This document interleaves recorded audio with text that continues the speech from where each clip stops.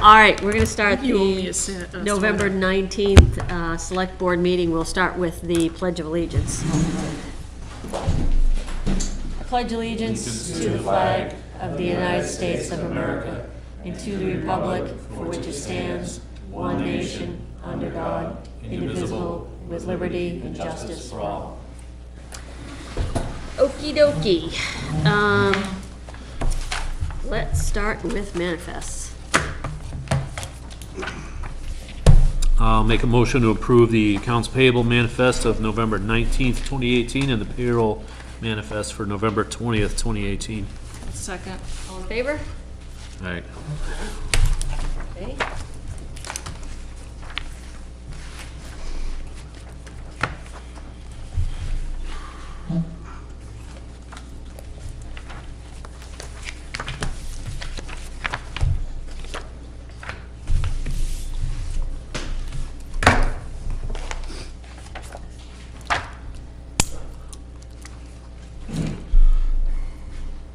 Where's your red pen tonight, Tony? Got it.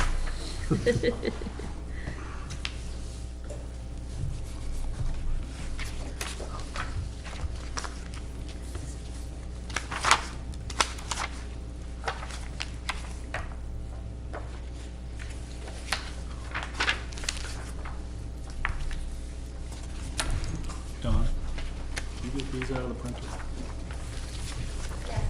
We have.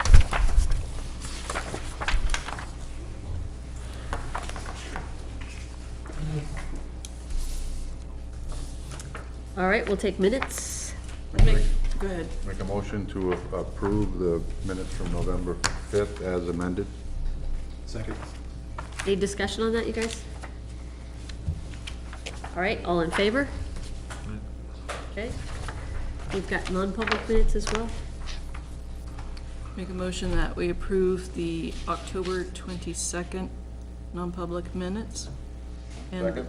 Oh, And the November 5th as amended. oh, I didn't make that yet.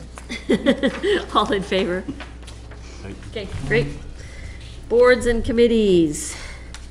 What's going on with budget? Yes, budget, the school board came to the budget meeting, this last meeting we had, which was on the 15th, and they, on their first draft, expected a 3.7% increase.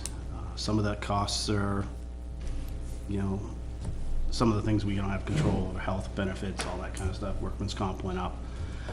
They also advised that they want to revisit possibly expansion on the school again. Really? Talks about it, have a planning a meeting. As you know, student population, with the exception of the 6th, 7th, and 8th, the numbers are dropping versus going up. So that's going to be a challenge for them. They talked about wanting to add a world language teacher as well. That's pretty much the gist of it. Does anyone remember, I don't remember what the increase was last year over the previous year. What ended up, at the end of it? Yeah. I think they came in with a 10%. Yeah, I that's forget what what it I was ended up thinking. with. Yeah. I can find it. No, I'm just curious, because that seems like a smaller increase than it Yeah. has been in the Yeah. past. But that's just budget, that's not warrant articles. That's just for the budget. Yeah. Yeah. Okay. They have made, I think there was a paraprofessional they wanted to add or something too, didn't they? Dawn, do you remember? Yeah. They're negotiating a paraprofessional, it's not a contract right now. And I'm not sure, but I think there's still some more kitchen stuff that would come under the warrant articles. I think it was on the CIP. Okay. But I'm not New sure. equipment? Yeah. Yeah. Yeah, and the security, you know, they talked about, you know, like, this previous meeting, that they wanted to have some upgrades to the doors and all that stuff, and I guess they talked about, I guess there's some sinkholes that are developing around the parking lot, that, you know, they address as needed, but they foresee they're gonna continue to be a problem in the future. Are those kinds of things budget? I mean, what does the town do for those types of things?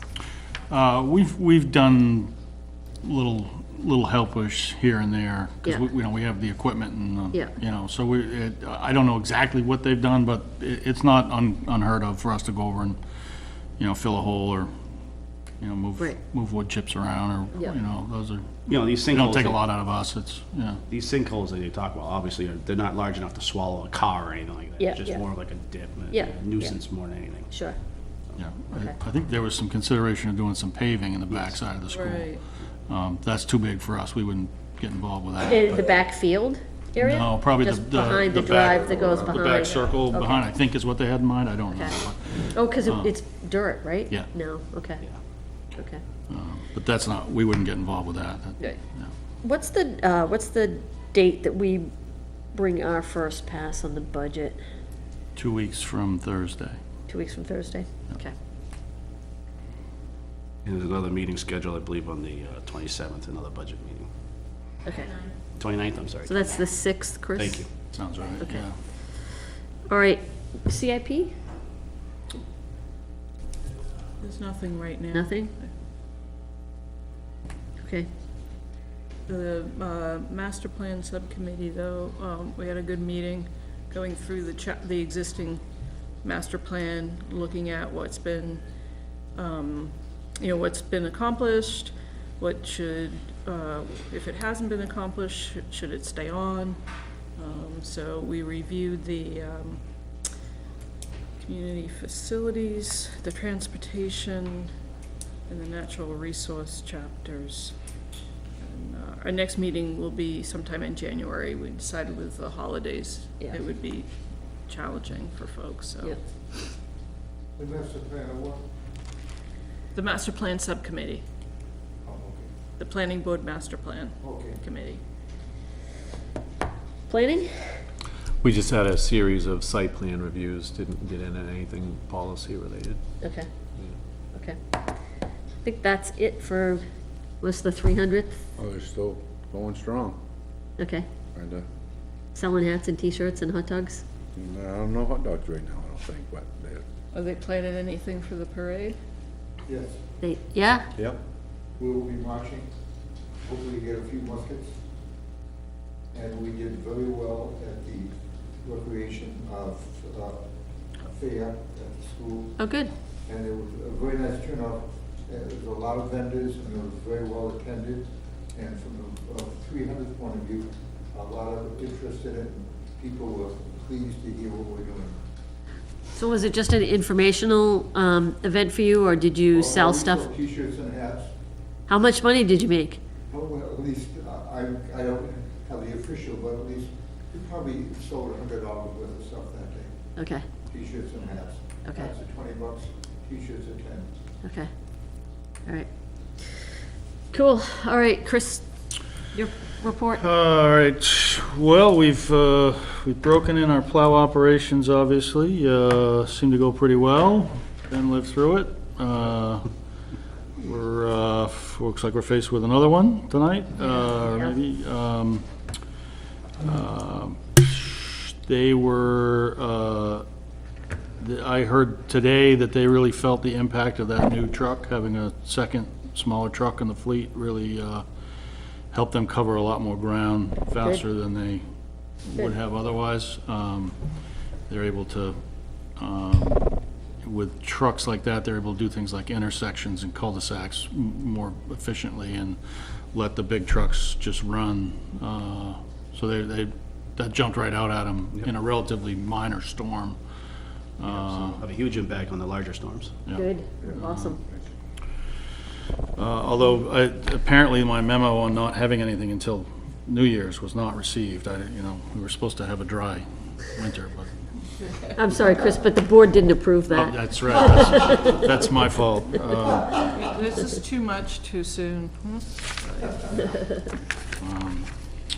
The craft fair this weekend was a big success, as you heard. We had a good turnout, and that's been one of those that's been up and down. And I don't think they figured out what the trick is yet to get to an up year. Yeah. But this was a good one, so Good. that's good.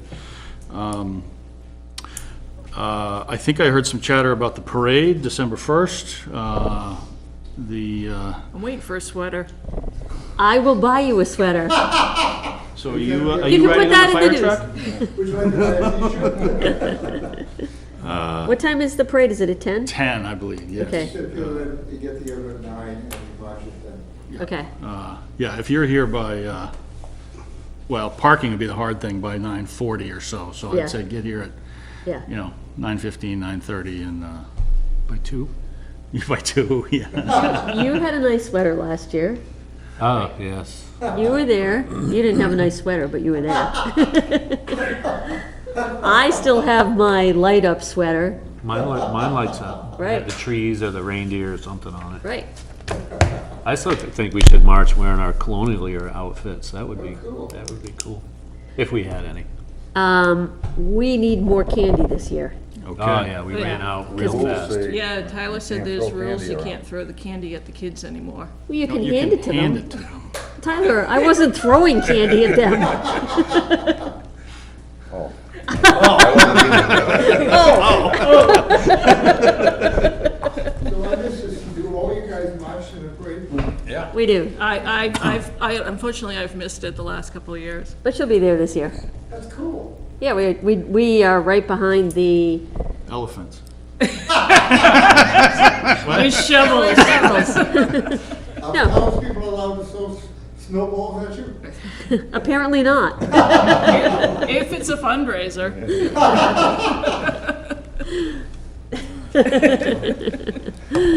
Good, no, I will be there. I hope everybody else on the board is able to make it as well. That same night is the annual fire department holiday dinner. I believe I forwarded Yep. you, You it's a did, potluck yep. that night. And you're all invited to that as well. Holiday hours for this coming week, everything is open as normal on Wednesday. Offices are closed on Friday, but the recycling center will be open. We have kind of bounced around on that Friday after Thanksgiving with the recycling center over the years, and it's just easier for everyone concerned if we're open, because Saturday turns into a nightmare, and, Yep. nobody, Yep. it's been hard for residents to know, and so we're So open, on Friday then, open regular hours on Friday. except obviously on Thursday. Correct. But somebody will post on Facebook on Thursday morning and ask if it's open. And lastly, I'm meeting with the ZBA tomorrow and with council to discuss, we've been, the ZBA's been sued in Superior Court on appeal of a case, so we're meeting, our council and the ZBA are meeting tomorrow night to discuss that case, and I'll let you know how that, What's the ZBA? Zoning Board of Adjustment. Okay. And I think that's it. Anybody have any questions for Chris? No? Okay.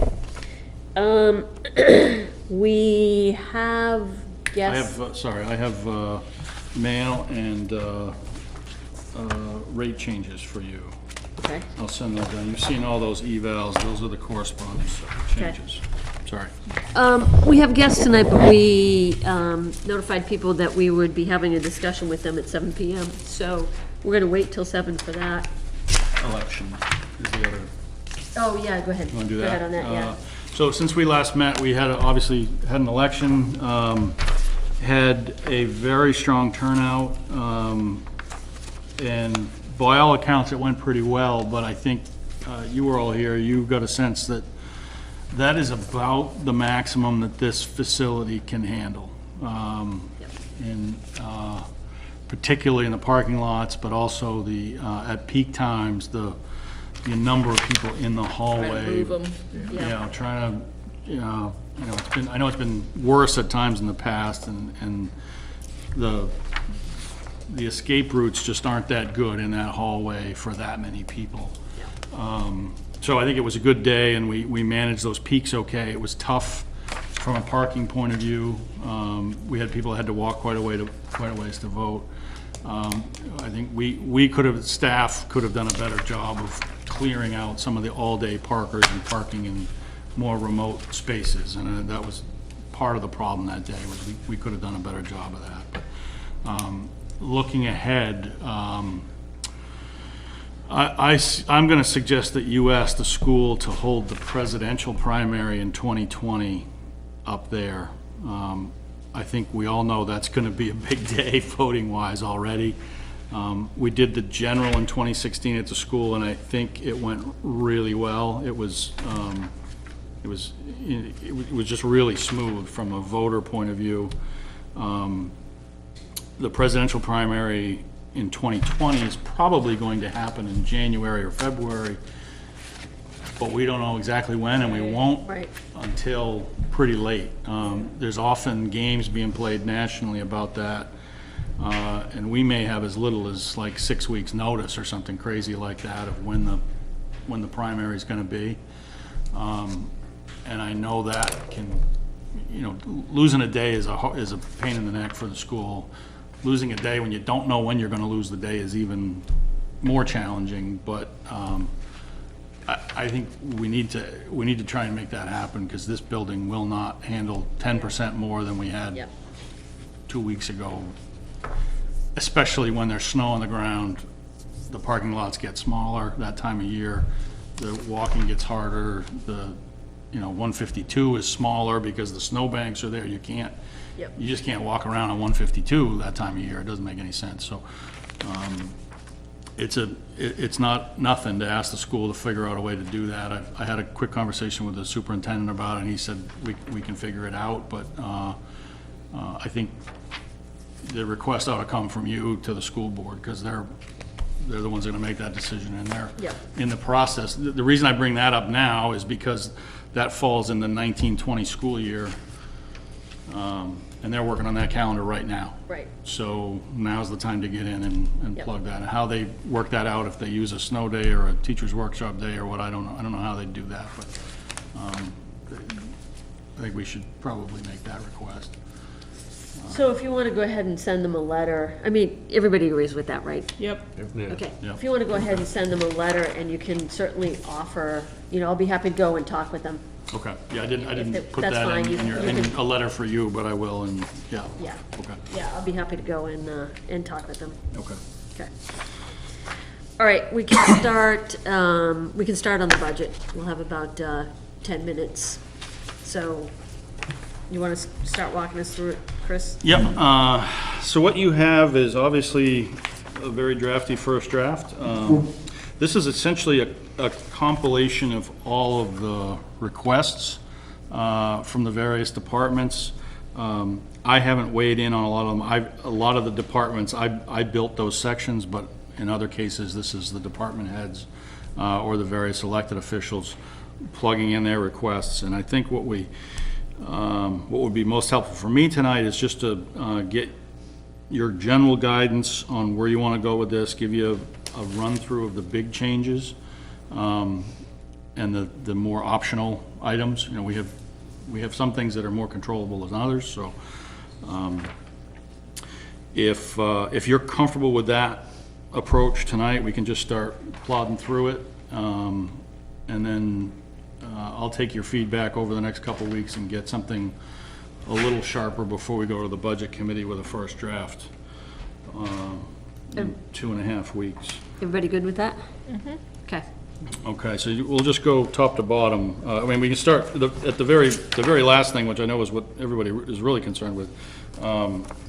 As we sit right now, it looks like about a 3.1% increase. There are still things that are going to change in here, so I wouldn't get too attached to that number. But let's see here. Generally, you'll see new lines for software licensing. I've pulled those costs out in some places. Those are going to appear as their own line item because they're getting to be a bigger and bigger piece of the budget, and they've been scattered around different line items in different departments, and it just seemed like it's big enough now that we ought to pay attention to it as its own thing.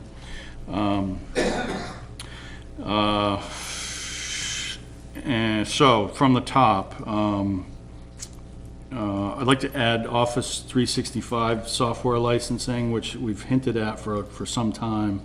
That would get us all on the same platform, get us out of buying. We're not really well licensed on that, but it would get us all on the same platform and get us and you all to the point where we could really share a lot more electronically in real time, where we just don't have that capability now, where you can't get at our server documents and things like that. It would be much easier, I think, for all of you and for everybody across the town to be able to just kind of reach in and say, here's the core documents that we all use all the time. And it would fix the horrible email interface that you work with now with the town email that you have.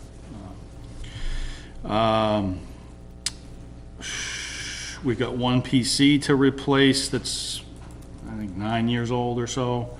We're in pretty good shape hardware-wise, but we like to try and, replace those that get oldest, and one of them is now to that point. We're going to consolidate all the phone stuff in this building into one line. You'll see that later. Moving down to elections, we only, as far as we know, we only have one election in 2019, and that's town meeting. I suppose there is some chance that the presidential primary gets pulled back into December of 2019, but we can't expect that, and we'll just have to figure it out when the time comes if we have to deal with that. But we do expect to have to train everybody for that election in December or November, so we're going to eat some of those costs in calendar 2019. Let's see. You'll see one drop there on line 30. That is where in 2018 we had funds for the renovation of the town clerk's office. So that falls out because it'll be done. Which line was that on, Chris? 30. Line 30. It was at 14.6 and comes down to 4 and change.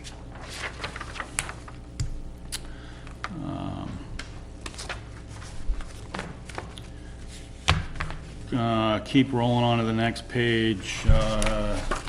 FA, Financial Administration. Most of this is plugged in from the tax collector directly. We have kind of a mashup of our bookkeeping operations, the tax collector and the treasurer in here.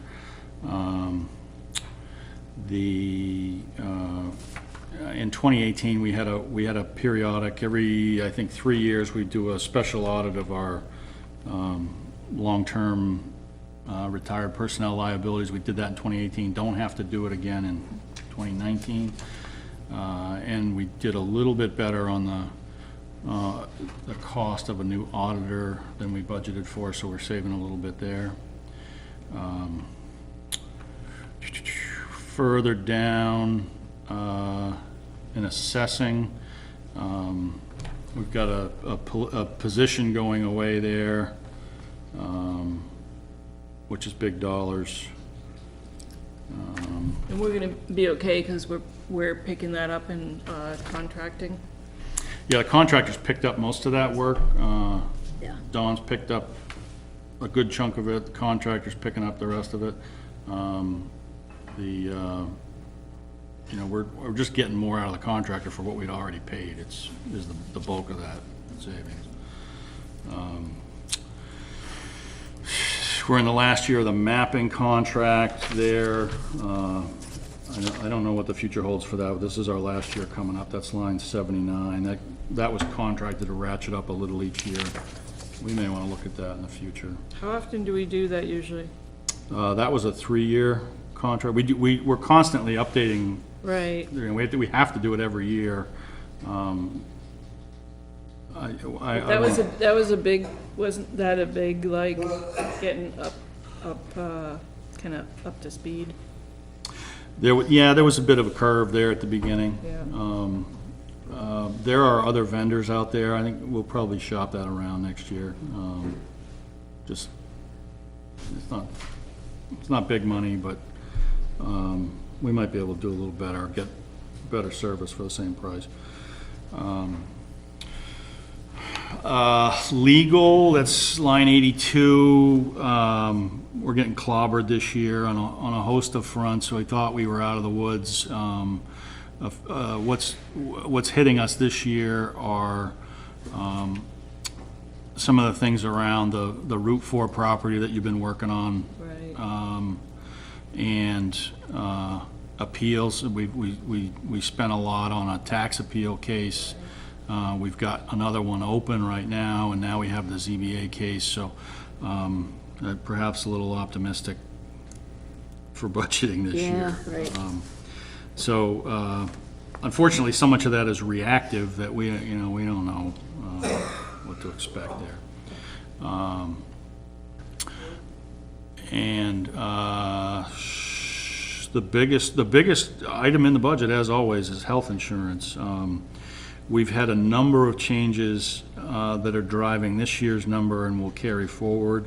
And that is a combination of a few things. We had 2 people that had been eligible but not participating sign on this year. So that's basically 2 new premiums for pre-existing full-time slots. With the position elimination, we get one of those back, but the mix of individuals, couples, and families has gotten a little more expensive. We've been taking singles and couples out and replacing them with couples and families, so that that's to go from covering a single employee to covering an employee's family is about a $10,000 swing for us. Employees pay a bigger percentage of that in premium contributions, but it still does cost the town more. So those are both happening. And our premiums, we now have the rates for next year's plans. The premiums are going up 10.5%. We looked at every year we look at the really high deductible plans as a way to pull the premiums down. And obviously the people that design these plans are better at that than we are, because they're just a little bit out of reach in terms of making sense to kind of either self-insure the larger premium plans or combine it with the tax set-aside accounts.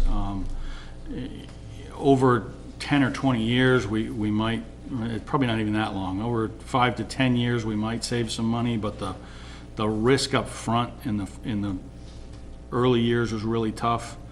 And to do, I don't know what you're all doing personally with your employers. You can use things like tax advantage savings accounts, and the ones that are really easy to manage and use as an employee are pretty much use it or lose it. You set money aside each year, and if you don't use it, you lose it. That's one way to to offset a really high premium high deductible policy.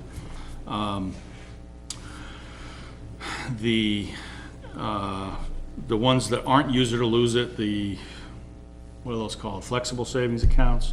Those are really hard to manage, and they're really hard to use as a consumer. You got money flying all over the place, and 3 or 4 different vendors involved in your healthcare and your healthcare finances. We just haven't found one that we're comfortable with that we can make work for a little bit of risk. Is that a clear way of walking through that? Yep. There are, we could move to a higher deductible plan and put more risk on the employees and try and offset that somehow. But that offsetting, either we pay it somehow. The plans limit how much we can self-insure those. We can't just say, oh, sure, we'll buy a higher premium plan and we'll just pay for the whole thing if you need it. The plans don't allow us to do that. So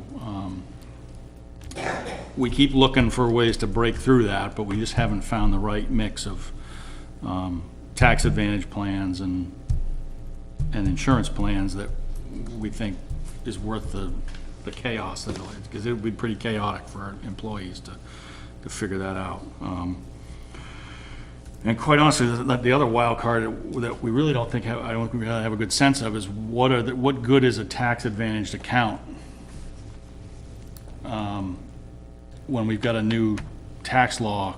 You know, none of us have filed taxes yet under the new tax law. So the tax advantage account may not mean much to our our lower paid employees in particular. I don't know. So I think we'll keep looking at that. We'll try again next year, but I just don't think it makes sense yet. And I can give you all kinds of details about that if you want it. But and then also in that line, we've talked, and I've written to you a couple different times about dental insurance. That's one thing we hear from employees that it would be a nice add-on piece. It's one that we know we are not competitive with other towns. Most towns have something, and I've looked at a couple different providers, and our health insurance provider partners with Delta Dental, and offers a reasonably good plan. Dental insurance is generally, it's not a super savings. It's, as a consumer, it's okay. It's nice to have something. Yeah.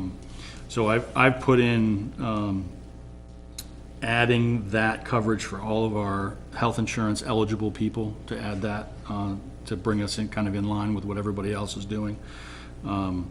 We could do that and that's the employees and their families at about $20,000 a year. We could do just employees for about half that. If we need to pull that back, but there are requirements about we have to enroll 3/4 of our eligible people, so we kind of have to pay for the whole thing to make sure we get that. Yep. And that's another thing I can give you the details on too. Let's see, we're coming up on 7. So Just finish questions this. on that? Okay, just finish this section. Yeah, finish this section. The New Hampshire retirement rates for police and fire will change mid-year next year on July 1, and those employer contributions, the part that we pay, they're both going down for the first time in a while by about a percentage point. Those are about 30% of gross wages. So for every dollar we pay our police and firefighters, we give New Hampshire retirement about 30 cents. That's going down by a penny, so that saves us a few bucks, which is nice. Yep. And the 457, that's our retirement plan. We're not in the retirement system, so we have a defined contribution plan. The 457, this year we changed our match, and you may recall we did that in April or so. Changed our match, and that's showing up here. Again, trying to get us competitive and closer to what other towns are doing. Yep. I think we need to have kind of a discussion, and I don't know whether it's, in one of these meetings or a workshop or what, but I think we need to have a discussion around the whole compensation.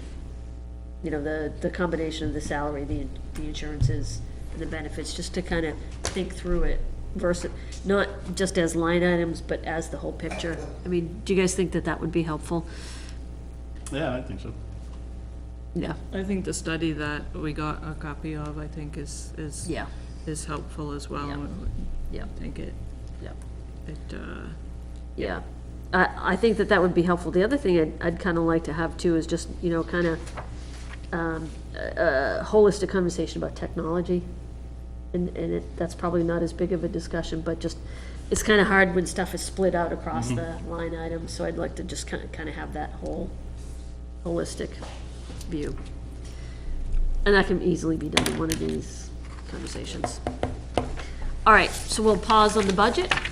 We'll turn to our guests, and Chris, I'll leave it to you to start us off with the introductions. Okay, so, yeah, Please, come on up. yes. A year ago, we were approached about the newly town-owned parcel on Route 4 by Granite Apollo. Granite Apollo, I'll let Chris tell the story of the company, but Chris Stewart and Dominic LaBelle here from Granite Apollo LLC. We've been talking, off and on for about a year, trying to find a way to have a reasonable conversation about what they'd like to do with the property. At the same time, we're doing all the other things behind the scenes around that property that are bankruptcy related. And I think we've reached a point where we kind of see where that's going, and if we're going to do something that involves town meeting next year, we need to get started on that conversation. So it's time to hear that concept, and I will let them introduce the firm and their idea for it. You've all got a copy of a letter of intent, which is the first step that they're proposing, and that leads to other steps, but this is the first time we've been able to talk about it publicly. Thanks, Chris. Welcome.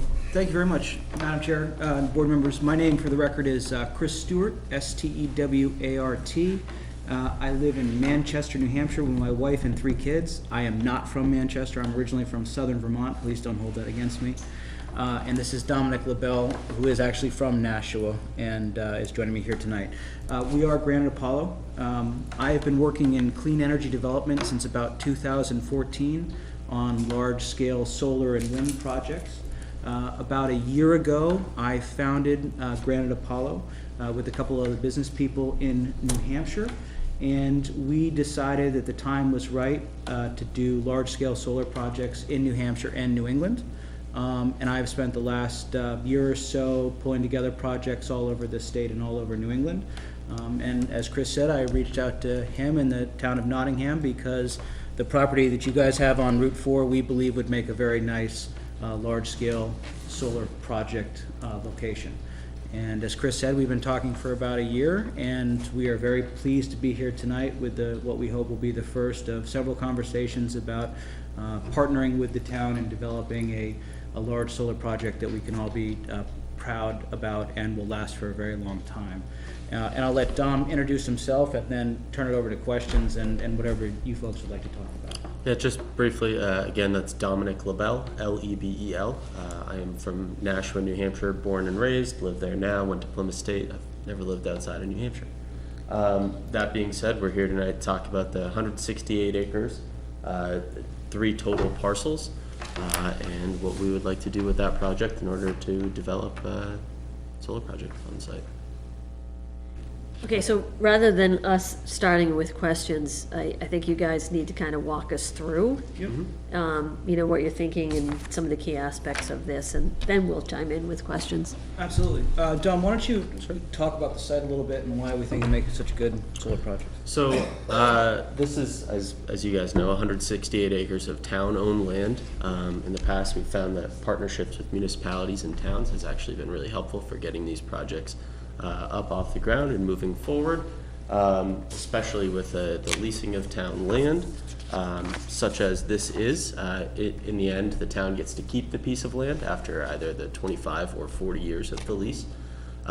So we found that it's been a good deal for them, and in the interim, we get to build a really nice project that generally does not bother any neighbors, doesn't make any noise. Really, the panels just sort of sit there during the life of the project.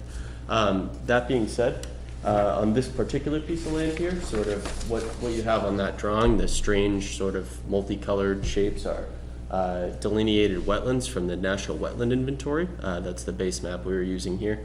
The yellow piece is the totality of the 3 parcels, approximately on a satellite image. And the yellow is what we currently believe, prior to doing any sort of due diligence on the actual land area, is going to be our approximate buildable area. That may get a little bit larger within the parcel, that may get a little bit smaller, but as it currently stands, we avoided the wetlands and avoided the built structure for our first initial plan. If we were to move forward and proceed with the signed LOI, we would have wetland delineations and vernal pool studies done. That is our first step in sort of figuring out what kind of land is actually back there. The National Wetlands Inventory, as great as it is, the work that they do, in many parts of New Hampshire, specifically the smaller the town get, are often inaccurate.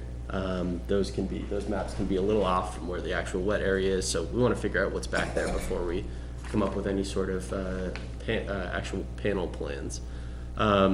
If you'd like me to walk through sort of basic tenets of the deal as well. Yeah, I think it's important because we've read this, but Sure. the public and the Absolutely. people who may come back and watch this haven't had that benefit.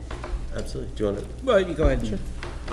So our basic deal structure is essentially what we have right now with the towns of Londonderry and Hopkinton as well. Is basically what is in front of you, which is a 3-year option period, during which time we'll perform the due diligence not only on the land but on the interconnection side of things. The utilities take quite some time, or it takes us quite some time to negotiate with the utilities on an interconnection plan, which is why we need this option on the front end while we're sort of investing our money and time into getting those studies done and getting to the project to a point where we can potentially proceed. The actual deal, once the lease commences, is a 25-year primary term, followed by 3 5-year renewal terms after the 25 years. So at the end of the 25 years, we sort of reevaluate, is this project still up and running? Is it still profitable? Is it still worthwhile for both us and the town? If it is, we renew it for another 5 years, come back to it at that point. Throughout the 25 years of the project, if you look at the lease rent, every 5 years, outside of the 15th year, the lease rate goes up by $100 per acre per year. So on 168 acres of town-owned land, those numbers will certainly start to add up over time. We also have a $2,500 option fee payable at signing of the actual full lease document, not of the letter of intent. And basically what this lease option, or at least this LOI, affords us is the time between now and town meeting day for us to look a little bit more into the project, the town to notify the public about us, gives us a chance to walk around, knock on some abutter doors, say, hey, this is what we're thinking about doing in your area, what are your thoughts on that, what can we do to help mitigate any sort of effects it might have on you. We're gonna work to screen in multiple areas to make this thing not very visible from the road or from any neighbors. And as I've said before, the panels are very quiet. We will also work to negotiate a pilot agreement with the town. Part of the LOI is that in good faith, both parties will sit down and attempt to negotiate a payment in lieu of taxes on the land. And if you guys have any additional questions, I'd love to get into that as well. Oh, I'm sorry, one additional piece I should add. We also stipulate that we will have decommissioning security bonds in place on or before the 7th year of the lease actually commencing, which means by the 7th year of the project, there will be enough money through bonds to, at the end of the project, take it down. Can you explain the pilot agreement that you just mentioned? Yes, ma'am. So we like to, if we can, work out a pilot agreement with the town, a payment in lieu of taxes. It's not guaranteed that we're both going to be able to do that, but we'd like to be able to do that with the town. So, payment in lieu of taxes, what does that mean? So what we do is we sit down with the town, and it allows us to place a value on the project and then pay taxes on that. And actually, the state has to sign off on it. The Department of Revenue Administration has to sign off on that as well. The benefit is, for the town, is that the town doesn't have to go out there every couple of years and try and reappraise a project that they might not have a lot of experience appraising. The benefit for us is that it allows us to, when we're doing our mathematical models to price this power effectively, it allows us to know what our tax liability is. Okay. So we like to come to an understanding with the town. It doesn't mean that it always happens. Okay, okay. And obviously, if we don't have a pilot agreement, we just pay our taxes the way that we normally would.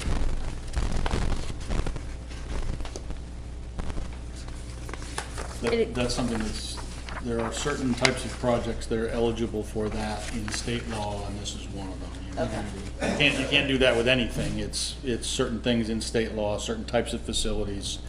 You can negotiate, the town can negotiate pilots instead of just the usual tax assessment process. And they make that available for projects like these because it's often very, very difficult for a local assessor to sort of figure out what a large-scale solar project like this is worth. Yeah. How much of it really is taxable improvement, how do the panels depreciate over time versus what they're worth on the open market. So, I'm ignorant on these topics, but I thought if it was a lease, that there were no tax payments. No, the improvement to the property is taxable, like a cell tower. Okay. Is a perfect parallel to that, where a cell tower company leases the land and they pay taxes on their improvement of the land, in this Okay. case, the asset itself. Okay. So there's, Okay. the leasing firm wouldn't, they wouldn't pay the annual tax bill based on the tax rate. It's based on the improvement. Well, in a pilot scenario, everybody knows, for so many years, it's gonna be this much a year. Regardless of what the tax rate is, regardless of what the assessment is. Yep. And the pilot can outline, over what time period you do that. Okay, And as he said, it gets you out of the business of assessing it. yep, You take on some risk, because if the tax rates go through the roof and the value of the asset stays the same, then you've left money on the table. Sure. But if tax rates go down, or the legislature mucks with the utility assessment methodology or something like that, yeah, the pilot still holds. So everybody gives away some of that risk for the certainty of knowing what the number is. okay. But the town would be drawing two revenue streams from this project. You'd have the lease payment and the revenue stream from that, and then you'd have the tax payments. And whether that's a pilot or just regular taxes, you guys would have two streams of revenue coming Got it. back to the town. All right, anything else you want to share before we dive in?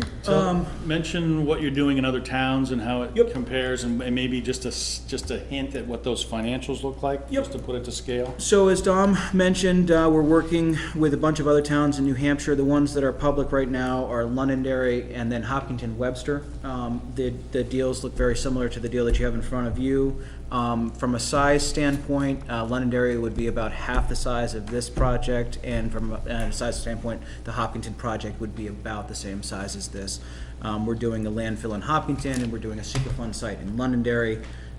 We guesstimate right now that the project here in Nottingham would be an approximately 20 megawatt AC project, fixed tilt. That is enough power, give or take, roughly for about 4,500 New England households. So we're talking about a significant slug of power. We take the power, we sell it into the wholesale market, we inject it directly into the grid. This is not a net metering situation. We go out and look for developing PPAs with either state utility customers or with large corporations. So you said Londonderry, you're doing it on a landfill? On a Superfund site, yep. We decided that development in New England wasn't hard enough already, we'd put it on a Superfund site and see what happens. So what has been some complications that arise from that? Well, the permitting, as you can imagine, on a Superfund site is obviously stricter, but in terms of complications, not much more than that. It's a landfill, and so you sometimes have a situation where the garbage or the trash under the landfill moves around a bit. That makes it more complicated, but other than that, pretty straightforward. Yeah, basically just where we can build within the site. There's groundwater management zones that we have. Does it matter how long the landfill has been closed before you would even do a project like that? It matters in the sense that we like to have the trash have as much time to settle as possible. So if there's a landfill that's been closed for a really long time, that's generally better. But it's pretty amazing what we can build on these days with the solar technology that's out there.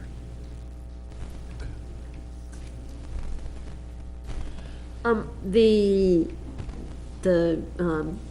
visual that you're showing there, how does this take in the effect of the existing structure that's there? It doesn't, It just Doesn't stays at this Well, point. that's what I, Yeah, yeah, I mean, right that's now. what I'm asking, it just stays there. Currently, Yeah. we kind of still discussing internally what we'd like to do about it. We're not really sure, so for that reason, Yeah. on our initial drawing we gave you, we figured we'd just avoid it, come to that issue. As I said to Chris last week, we talked briefly about it. We have not talked about what we're gonna do with the structure yet. My sense is we're probably gonna have to take it down. I Yeah. mean, we walked the site and it's hard for me to understand how a building would stay up unmaintained for a long period of time, so we'd have to take it down. But any value that the town wants to take out of this property before we show up, either with timbering or scrap or anything like that, we're perfectly fine with that. We're just looking for the raw land. Okay. Okay.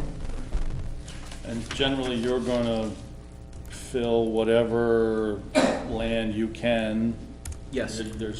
There's no natural cap above 20 megs that, Up to a certain point on the interconnection side of Right, things. so what's At this site, our current belief is that we're gonna be limited to an approximately 20 megawatt 20 project. okay.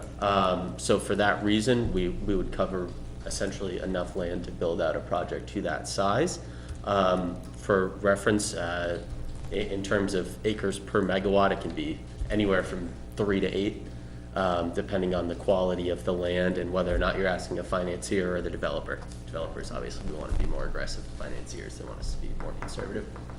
So on this piece of land, even for a 20 megawatt project, it would likely not consume all of the buildable acreage. We'll have plenty of room for setbacks and for wetland mitigation. Okay. Is there a lot of open space on that property? Yeah. Okay, so there wouldn't be you A wouldn't lot have of to it's under clear cut that a roof, forest but or, yeah. you don't have to clear cut a forest or anything like that? No, it's pretty sandy, and certainly in the area that they have shaded in yellow, there's not any timber of value.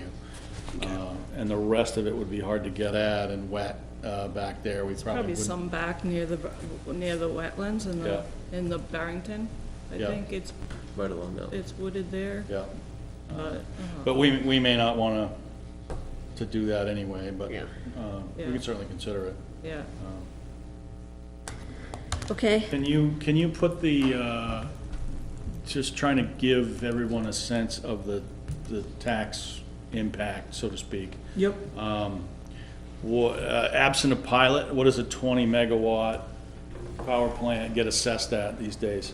Well, I know that's not a fair question. so. Give them a way to put it to scale. That's what So, I'm, a way to put it to scale, I know that there have been other towns in New Hampshire that have done pilot agreements for solar projects, for large-scale solar projects, where it's based on the nameplate capacity, when you turn these things on, how much power are you actually injecting into the grid.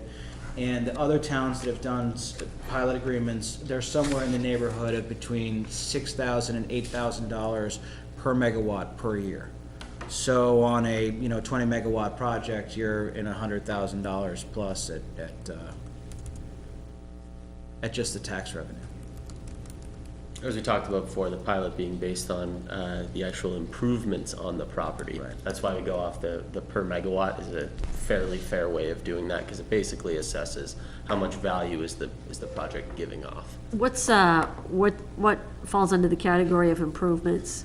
Just your, just whatever you go in and build for, Generally, that would be up to the state, but I generally, yes, it's what we actually do to the Okay. property once we're. okay, okay. and you're pretty much describing a fenced-in field full of solar panels Yes. without much else. Correct. Yeah, and Do we it, don't right? use There's no- concrete ballasts. That's another thing. Either these aren't going to have big hunks of concrete at the bottom. It's post-driven. Post-driven. So the actual amount of like new impervious surface on the ground is Very low. very, very minimal. But Chris, to your point, yes, we pack these in. I mean, this is an industrial site. This will be, there'll be security fencing around it. Typically, the deal that we work out with the towns is police, fire, whoever else the town wants to have has a key. And the grass gets mowed in the summer, what little grass there is, and the snow gets cleared in the wintertime. But these projects are infrastructure projects. Everyone wants them to just sit there and not cause any troubles. How tall are the fences? About 12 to 13 feet. And as Dom said earlier, it should be noted, there are no lights on these things. The sound loudness of it is about the equivalent of a library, a quiet library. No moving parts. These are very unobtrusive. The only new traffic really is during construction. After that, there's a maintenance person who comes by once a month, basically make sure everything's. Would you come in, like, if you're talking 20 megawatts, how many panels does that equate to, roughly? A lot. A lot, It's a okay. lot. Okay. Is this something that you would construct all at once, or would it be a phased approach? Or? It would be all at once. It would take Okay. between 6 to 8 months. Okay. They go up very, very quick, particularly on a site like this where there's not a lot of clearing to be done, and, I mean, this is a very likely- nice site. Likely faster than that, given how cleared it is already. And it's fairly sandy earth, just from having walked it, which makes it a lot easier on the construction guys. And how level do you need it to be? New Hampshire flat. Yes, New Hampshire. This is, compared to what we're dealing with on a daily basis, this is a very flat site. Yes. So the out year, the year 25 or the year 40, let's say, you know, it reaches the end of its natural life. One scenario is that the bond pays for its removal, and there's an empty, cleared Yeah. 100 and something acre piece of land there that the town owns. That's, Is the lease rate per acre, is that just for acres used, or is that for the total? If for this situation, we would like to lease the entire 168 acres. It would be, we'd be paying lease payments on the entire parcel. Regardless if you use it all or not? Correct. Now, just getting back to you said mowing, and it's gonna be expected upon you guys to take care of all that, Yes, right? yep. Okay. they have a vested interest in, Yeah, we Taking the pay grass for out from all in front the, of the panels, we pay yeah. for the mowing, the plowing, we pay for the grid upgrades, we pay for everything. where do you hope to connect to the grid? Right actually on the site, Yeah, there's three-phase power running There's by. three-phase power running, what, down Route 4? yeah. Okay. What's the structure? Like, is there, you know, like, is to connect onto the grid, is there a structure, is there a building that connects onto it? Yeah, Switching station? actually, interestingly enough, at the site there, when they were building that structure there, right next to it, there's utilities running into the site. We haven't explored that quite yet, just because we haven't really poured money into due diligence yet, as we've not reached an LOI. But once we do, we feel that it's possible we can connect actually right on the site where the utility comes in. There's sort of a structure there where the wire is running down, and they were intending on connecting to that building. Obviously, they never reached that point, so we don't quite know where that's at, but. If this 20 megawatts were online today, what would that represent in terms of your total generating capacity? Oh, well, publicly announced or privately what we're working on? I mean, it would, this is not one of our larger projects. This is a very good project for us, but this is a regular sized project for us. As I said earlier, 20 megawatts is about enough for 4,500 households. Right. It's a significant slug of power. In New Hampshire, currently, the largest solar project currently operating is 2 megawatts. So this would be a 10 times larger project than what's currently going on in New Hampshire. But in terms of the rest of New England, this would be a normal size project. Couple questions on the letter of intent that you had. In the assignment and the sublease, you do indicate that you have the option to sublease. I'm wondering if you could, if you have any examples of in which you have subleased.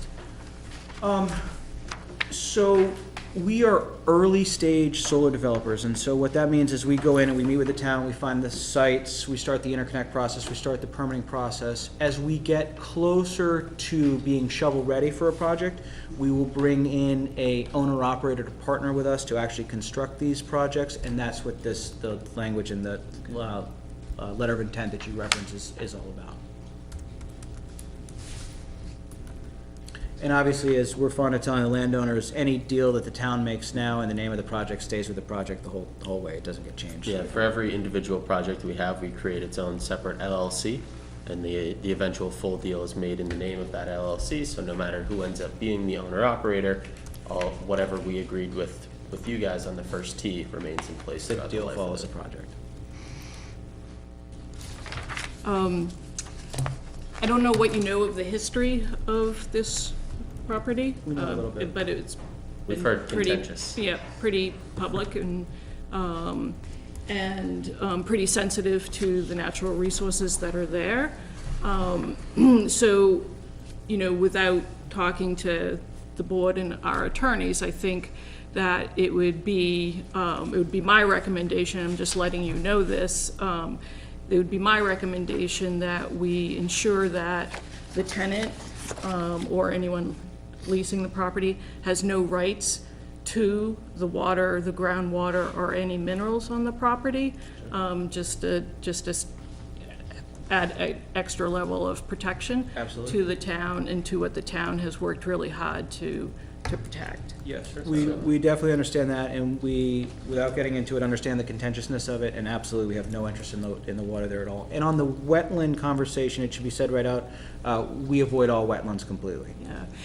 And I don't know if you did if you have been on the property, that there was where the building, where the skeleton of the building stands now, adjacent to that was a mitigation vernal pool that I think is pretty much dried up. But, yeah, you'll see it when you walk on the property. We have a group of permitters that we're using out of Manchester, TRC, and they will do full wetland delineation and vernal pool studies.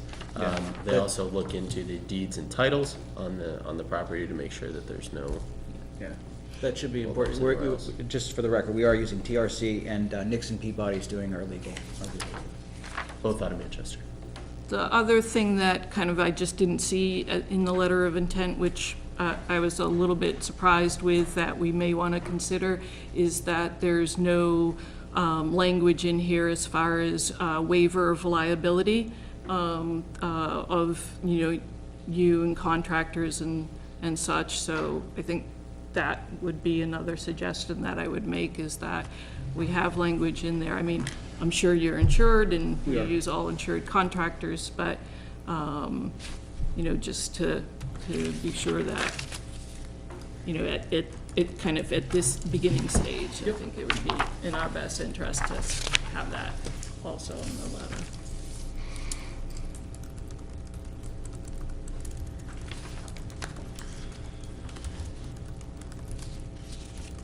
So perhaps this is a good time to spell out what the LOI could lead to.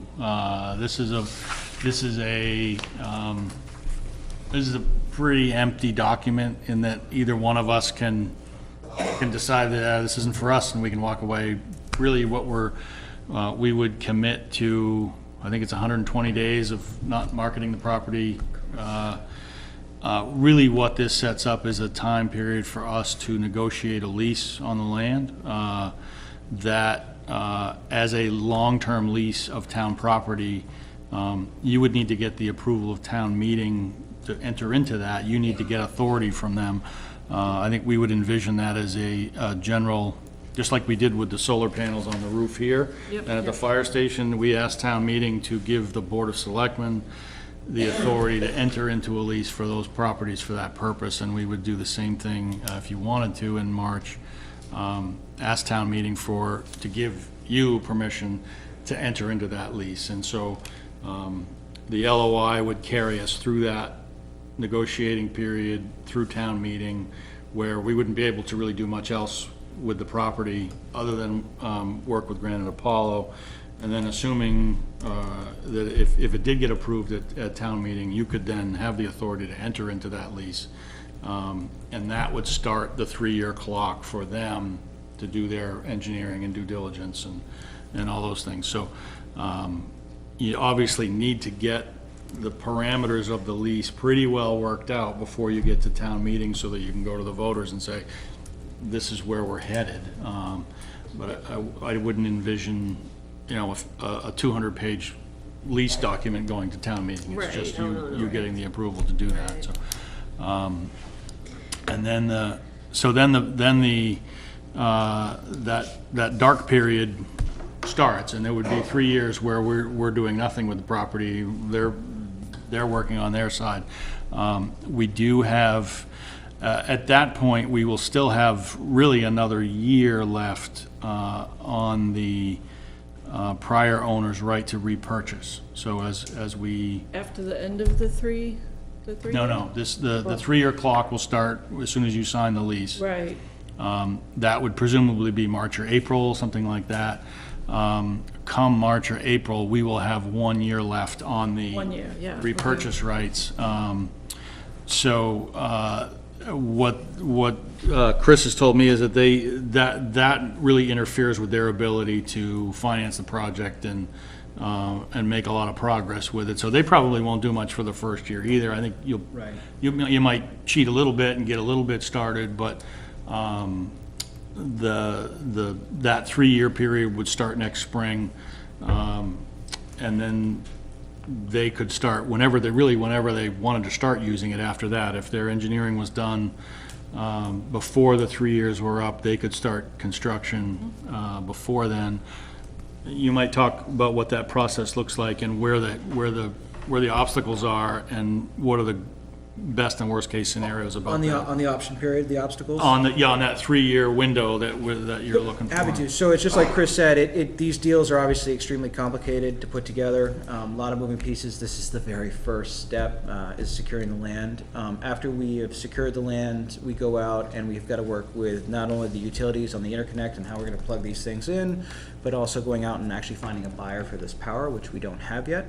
And so these are things that take time for us to put together in the engineering and coming back. Actually, this project, I should say, will be permitted mostly at the local level. This will not be an SEC project. It'll be here at the town level. And I'm sure that planning boards and zoning boards and everyone will want to have a say on that. And this is just a long process, and so that's what the option period is. As Chris said, we obviously want to get these done faster, and so if we can move things along and things fall into place, we'll be building as soon as possible. Have you had any conversations, or, is it appropriate to have any conversations at this point with anyone who would be interested in, kind of taking it over and being the owner-operator of it? Yes, we've had several. Yeah, okay. And you must be 6 months in front of this point with Londonderry at least. Yes. Right, because they just signed with the Londonderry Town Council on this. Back in April? April. Yeah, or March. It was six to 8 months ago. And we're heavily into negotiations right now with Hopkinton. We'll be on the, it's interesting how towns in New Hampshire work. Londonderry doesn't believe that their lease needs to be on the town meeting ballot, but Hopkinton does, so we'll be on the town meeting ballot in Hopkinton as well. And we're heavily into negotiations with them. So you mentioned those two towns. How many other of these projects have you guys done? Since 2014, I have probably personally been involved with some aspect of more large-scale solar development in New England than anyone that I know.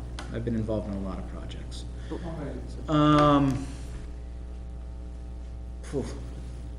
More than a dozen. Okay. I've personally been involved with, I think, 6 others before this. Yeah. How many towns have you, or how many opportunities have you evaluated that, and had this kind of like waiting period and then decided not to go forward with it? I can't think of one offhand that has blown apart after we have the lease option or a purchase option. Okay. I'm not saying it doesn't happen. It happens, right? I mean, something pops that's weird that no one expected. But at this point in time, my most valuable resource is my time, and so I wouldn't be putting my time into this project unless I thought it was going to go the distance. Okay. What would be some of the factors that would? We get into a discussion with the utility and an interconnect that we thought was one price comes back 10 times higher than that, and Okay. it scotches the project. Would Okay. be the most likely. Okay. I personally will not try and develop a project in a community that doesn't want us there. Okay. If I come to a town, I mean, these are big projects, right? We're talking about a lot of land, and they're not necessarily a great fit for everywhere. I think this is a very good fit for this project, but I've been in other towns where we've gone to the town and we've said, we think this is a really good opportunity for us to partner together. Are you interested? And they think about it and they say, thanks, but no thanks, we're not interested. And we just simply move on down the road because we're not going to try and put a project in a town that doesn't want us there. Okay. You had indicated that you know, you put a buffer Yep. around. What's a standard kind of buffer that you would put like next to the folks on Lincoln Drive? Oh, it's at least 100 feet, and you go Okay. from, yeah, I mean, it's a That's pretty- significant. Pretty, yeah. It Okay. would, we would be especially sensitive to residences. Obviously, if the neighboring abutter is vacant land, like for instance on the Barrington side of things, we'd probably just do whatever the legal setback is Right, here because in all town. of Barrington's conserved land there. Yeah, certainly. So for instance, on that portion, we'll probably just work with whatever at the town level you guys have set as your setback for a development of this kind. That can differ from anywhere from 25 to 75 feet. Yeah. Depends where you are. On the wetlands, our general standard rule of thumb is 75-foot setback from the edge of the wetland. Okay. Just gives us a good buffer away from it. We've had places request more. We've had places say, well, you don't have to do 75, but just a standard rule. We'll work with the butters if they want screening, for Certainly. example, along the fence and line and stuff like that. And as we mentioned before, we don't expect to have to use every buildable acre here in order to construct the project, so we're certainly going to be able to give a little bit of extra room on the residential side and also on the street side pushed back a little bit to try to make this thing as isolated as possible. Are these tracking panels, or are they fixed on a southerly? Fixed tilt. We anticipate they'll be fixed tilt, probably not tracking panels. Yeah. So is there any risk of glare or reflection for residences that are south or southwest of the panels? No, nope. No? Other questions, guys? What is Hopkinton's site? It's a landfill. At 133 acres of town-owned land right off East Pennacook Road. It's the landfill and then a little bit of land next to that as well that the town just happens to also own.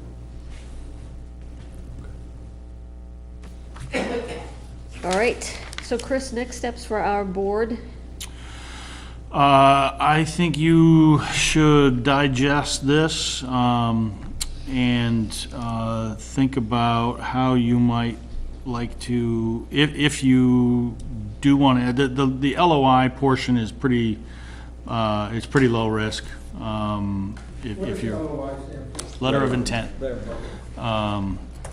Where we're not prepared to market the property in any other way in the next 4 months anyway. Yeah. We don't have anything that we're walking away from there.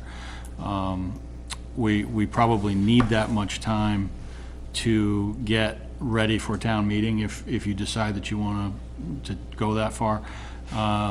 So I think you should digest this, think about whether you're ready to enter into it, perhaps at your next meeting. You know, this is the first time the public's hearing about it, so we give anybody that's tuned in an opportunity to communicate with you or us about, you know, any questions or concerns. So think about that, and then think about how you would proceed with lease negotiations, and how do you want to do that? You know, do you want to do that as a group? Do you want to, you know, a couple of you want to take the point on it? Do you want to bring in anybody else? Obviously, we would touch base with our attorney and our assessors as part of that process. I'm doing some of the legwork of talking to other towns. I got a call scheduled with Londonderry. I've talked with them a couple times, but I've got one sample of a pilot agreement. So I'm starting to do some of that entry-level stuff. The conversations I've had with the towns that, you know, over the last year, feedback's all been good. So I haven't found any, you know, any road flares there. But how do you want to proceed with the lease negotiation? Because if we do enter the LOI, we probably need to get cracking on that in order to get to where we want to be, to put a warrant on the on town meeting, because that you need to have that ready in, you know, February. Right. Okay. So we waited as long as we could. We got to move if we're going to move. Okay. It's not a final decision, it's just if we want to keep the things moving. And of course, the biggest risk for the town in all this is the 3 years of doing nothing, where we pass up opportunities to do other things with the property, and the risk that nothing comes of it. I think you will find the financials of it look pretty good in the end, because what gets developed there requires absolutely nothing in the way of town services. gives the next generation of Nottingham an opportunity to decide what to do with the property again, which we've not envisioned anything that does both of those things. So, but you will have a lot of thinking to do about that risk and the what other development possibilities you'd be passing up, and that'll take some time. So. Okay. Final thoughts or questions? Good. I just, if we, think about this, I think I would want to make at least that one modification to the LOI in regards to the. We should add from our end, the LOI is, it basically just intended to be a short, basic summary of what the deal is gonna look like and kick off an exclusive dealings period. Yeah. We do have information in the full lease about, who is responsible. Okay. And then from our end, once we get a signed LOI back from you guys, we have our attorneys draft the full lease and send it over to you for review. Okay. Good, great. Thank you guys for coming Really in. appreciate your time. Thank you. Thanks. Oh, I have one more question, and so if we do decide and we go before the voters, if we asked you guys to come and do a presentation. Absolutely. We would love that. We bring out the engineers, we bring out everybody. We'd show them the whole, welcome. We're happy to come back totally at your discretion. For a town meeting, it would be a Saturday. Absolutely. Yeah, we had talked about the, public information night kind of things Yeah. too. Oh, yeah, but- yeah, I that's think good. We've done that. Yeah. And also, Chris, as I said to you, we know there's a lot of interest about this site, and Chris has our contact information. We're happy to talk, I don't know where I should be talking to. We're happy to talk to anyone in the Nottingham community that wants to talk to us about this. Please reach out, email us, and call us, and we're happy to have a conversation with you all about it. Good. Thank you. Need a 2-minute break before we go.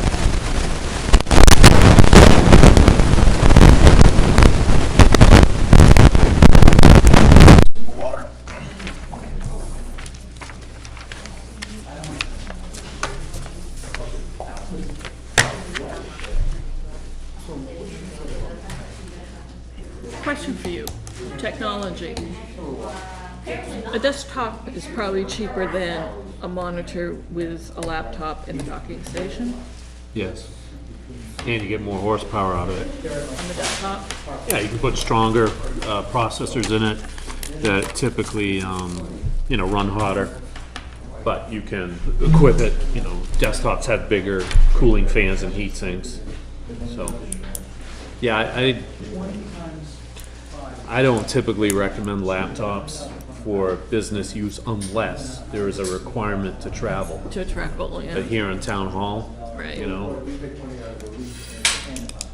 For anyone's given desktop is fine. And they make desktops that are, they're little sandwich boxes. Yeah, they're not what they used to be. Pretty much everything's settled in that one. Yeah.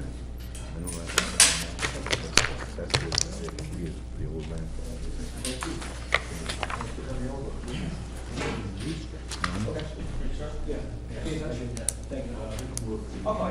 Happy Thanksgiving, everybody. Yeah, you too. I do, yeah. Railroad tracks.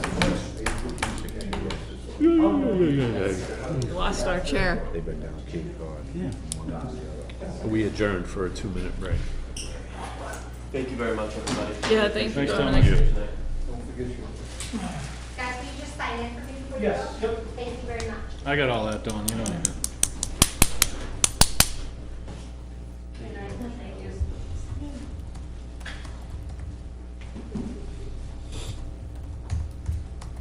All right, back to the budget. Everybody's favorite topic. Planning board, I think we start at next. What's that? Planning board is next? Yep. Okay.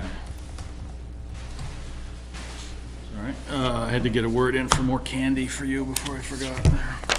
All right, we left off under personnel administration. I think we finished that section. We're on Yep. page 3.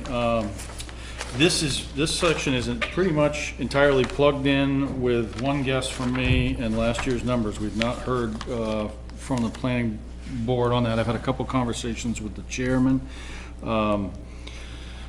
There's been discussion about, and we plugged in some money last year for planning services or some kind of planner position. Yep. The board has identified needs around the master plan and the ordinance and the rewrites around those, and I've been beating the drum about the day-to-day planning support for the boards and those kind of things. So I really don't know what the planning board is looking for there yet.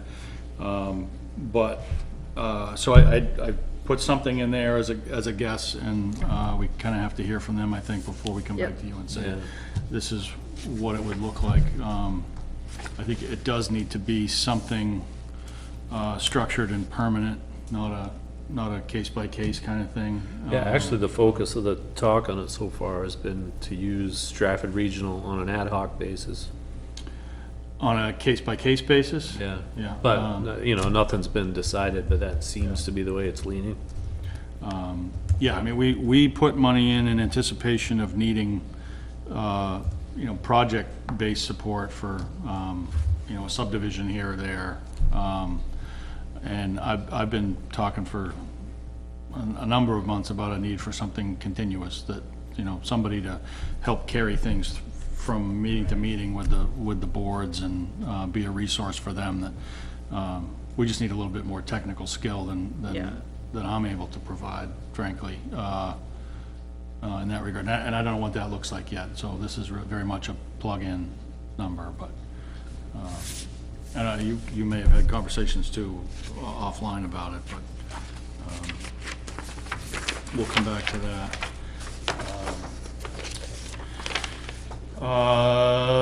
THOB, Town Hall and other buildings. We have estimates in here for a few different project kinds of things. One is landscaping and drainage around the flagpole here. I think we need some kind of retaining wall there and some improved subsurface drainage to help eliminate that. Yeah, and we got a little issue down at the end of the driveway there that we got to deal with.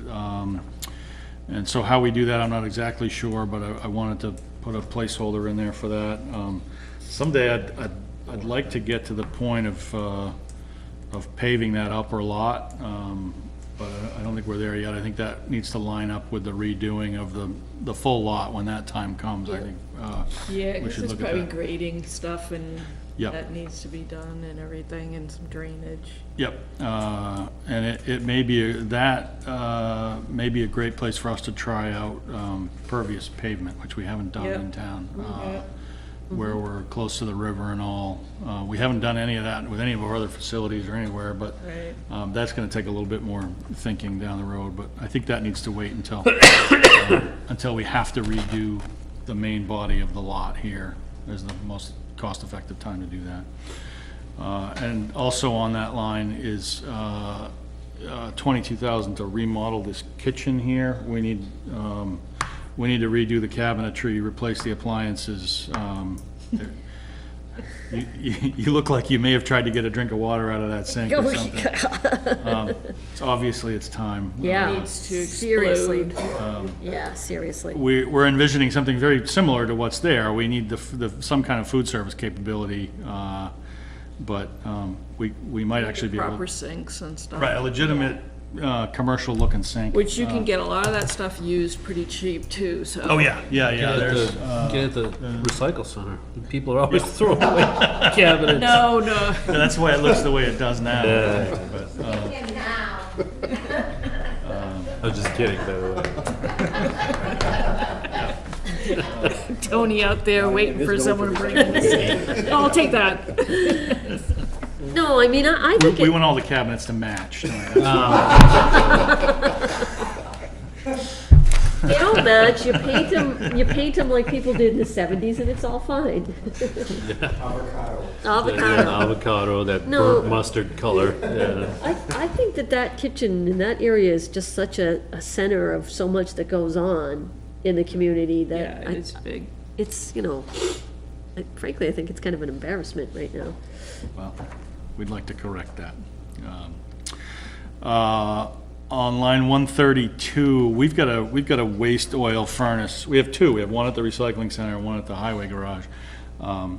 the one at the highway garage is just cursed. We continue to spend $1,000 or $2 a year getting that thing back running again. We spent the better part of a week last winter with no heat in the garage.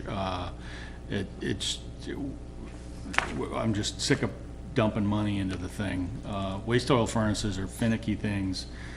It's great to use the waste oil and get free fuel, but this one has been anything but free for us. How's the one been at the community center? The recycling Not the center, recycling, sorry. the one at the recycling center behaves much better. Are they about the same age? No, the one at the recycling center, I think is a little older, believe it or not. They're close, though. They're similar vintages. Would we continue to use our waste oil up there? Yeah, we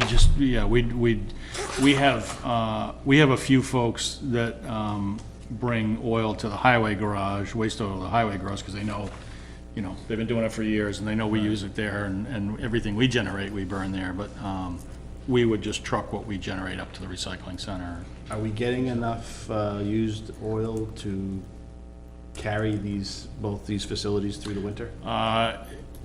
Almost always. So if we may have too eliminate much. the garage, We may recycling end up center with- should have enough to get them through the entire season, right? Yes, yeah. Although we do, every once in a while, I don't think we can do it every year, but I do actually run some real number 2 heating oil through them once in a while, just as a cleaning thing, so anyway, Here's a thought. Obviously, paying for fuel oil for a new furnace would be that's a new cost. an yeah, expense. Yeah. Would it make sense to put the new furnace at the recycle center and move the good waste oil furnace down to the road shed where it'll get more use? Because the hours at the recycle center are more limited, so there'll be less need for buying fuel oil there to heat it for fewer hours. Yep, we can look at that. The cost of the move would offset that a little bit. One of the reasons that I'm not thinking of replacing it with another waste oil one. I'm thinking of. No, right. So, Traditional. we're gonna continue to take waste oil at the recycling center. That's an important service so being able to use it on site is a heck of a lot better than Transporting it. transporting Right. it all over the place. So I think it would be better to have, if we're gonna have a waste oil furnace, do it right where you take the waste oil. I think it's probably So- better, but, Are you saying we should get a new boiler or whatever they call it? Are we going to have it so we can add another zone to it? I mean, what I'm trying to get at is future expansion. I want to make sure whatever we put in there is going to be able to. The office that we kind of said needs an office and, Yeah, that kind of stuff. yeah. Because I don't want to, Yeah, no, we didn't hypothetically, really- 5 years from now, we decide that we're going Yeah. to do something, and now Yeah. we realize that we didn't put a big enough system in there to accommodate it. yeah, we'll have to build that into whatever, and basically what we have on that thing now is just one source, one blower Right. beast on it. We'll have to build that into whatever we plan there. Okay. And I hadn't anticipated that. Also, Charlene had asked about other heat sources too, and we'll look into, Wood stove. whether it's pellets or. Well, I was thinking wood pellet or Wood pellets, yeah. geothermal would probably work really well in there, but it would be a higher upfront cost, but Yeah. lower long-term. Yeah. Yeah, we'll look at both of those. Yeah, and we may decide that it's not worth it with the added cost of the oil. We may pull back on that just because, we have a few hundred gallons of oil every year forever. It's not enough Yeah, gas. especially with those garage doors, they open up, that place cools down real quick. Right. And it's constantly fighting to heat itself again. Right. We don't have any, Nope. Why don't, No, you would, because they'll get ripped off as soon as you open up the door and a Yeah. truck drives through. Yeah. yeah. You meant the curtains, like, even curtains, the right. ones, don't they have ones that are like kind of, That is something that we can probably look at, but honestly, it's a garage. I mean, how well are they gonna hold up? all right. How well does everything else in there hold up? Yeah. You said it, Chris. Well, the other thing too that I said to Chris, going back to the recycle center building maintenance, is maybe not this year, but maybe the following year, revamping the bathroom that's in there. There's a bathroom in there? Yes, it's pretty primitive. Yeah. Very primitive. Go in there, and you'll be right, pass. and you'll be going, I agree with Shawnee. But you won't know. Yeah, Donnie, you need to see it. Well, no, I Well, take, plus it's take your- like this, the utility storage room too, so. well, I take your word for it, but, you know, if it's that bad, why are we saying someday, maybe some year we should? Well, I'm saying now, but, Yeah. you know, what do we put off, kind of thing. Get a quarter, John. There you go. What about? Only if it's one of those, like, people hire for weddings. The Trailer tags, Be nicer than the rest of the place. Best room in the place is the head, that's great. Yeah, I mean, I just, yeah. I didn't realize that. I Go check it out. no, I don't need to. I don't need to. I've seen enough bad bathrooms. All right, so we have more research to do on that front. Line 133, the water softener and the filtration setup at the library, a date to the expansion of the library now, 20 years ago. That is going to fail. We have, So, yeah, this has kind of been on our, this has been one of those things we said we need to be ready to spend money out of the, Right. we have that emergency fund. Right.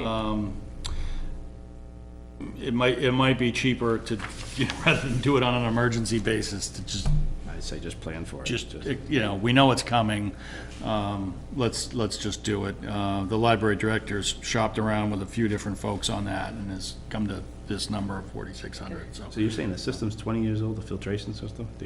Yeah, I mean, when was the library redone? I didn't think that's way beyond life expectancy. Yeah, Oh, yeah. yep. Yep, so, anyway, we can wait for it to die, or we can just get it done. The electric, we're just getting into a routine now with our solar panels and we're having a heck of a time figuring out where everything is. I can't project anything yet. It's gonna be very similar, because we knew we weren't gonna save a whole lot of money, but, we need to swallow another month's worth of checks and bills and things with the new solar billing arrangements before we can really get a good projection there, so I'm gonna plug that. I think I touched on the heat a couple weeks ago, or the market's gone up. I actually held off on locking in on heating oil, and I was expecting a revised contract today, because the price has gone down just in the last few weeks.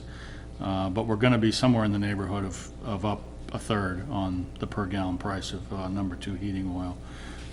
Propane's up 12%. That's another one that we'll tighten up once we get another month or two worth of billing in there. So much of the usage is November and December that, we like to have a little bit more knowledge. I don't think there's anything else on that page worth mentioning. No. On to page 5, line 157. So we just finished replacing the chain link fences at the New North Cemetery on Garland. No, the Old North. Old yeah, North, the sorry. old. Old North just got finished. I think I sent you a picture of that. Yeah, It looks, you did. it looked pretty sweet. Yeah. A heck of a lot better than that ratty old chain link that was there. Yeah.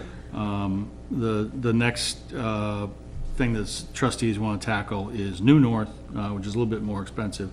How much was it for Old North? 16? 15, 16, something Yeah, like it's that. not as, the New North is. It's smaller. It's, yeah, New North is longer. Is It's a longer longer. fence run. right. Whole cemetery or No. just the front? Just the front Just- and the, Does it go up the side of the I think hill? they'll make, the left side on the hill, maybe? Yeah, it might, it might for a little while, but I don't think all It's the just way. making a corner, it's not going Yeah. the full perimeter, I don't Right, think. yeah. So do we believe that the fencing keeps people out? I mean, what's the fencing trying to accomplish? Well, you need some kind of, boundary. I mean, you've got graves on the perimeter of the, and you need to delineate where those start and stop. Yeah. Because you don't want somebody driving through Because they don't all there. necessarily have a marker. Right, or sometimes the marker, maybe the foot of the burial fence line. Yeah. And the marker is 6 or 7 feet away. You need to delineate where the road, Yeah, sure. where that starts and Yeah, where yeah. it's okay to let your dog walk and where it isn't, and Yeah, okay. that kind of thing. So you need to delineate it on the road side. You don't necessarily need to do that on the forest side, but, Right. Okay. and, at some point, a really awful-looking fence is, at some point, it's just disrespectful. So, you gotta have something, might as well look good. What's this road upgrade?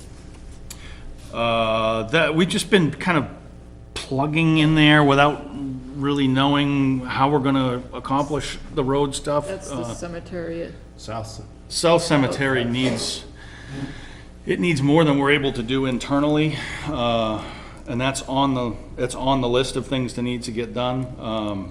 It's just more than we've been able to do with the equipment that we have in the highway department.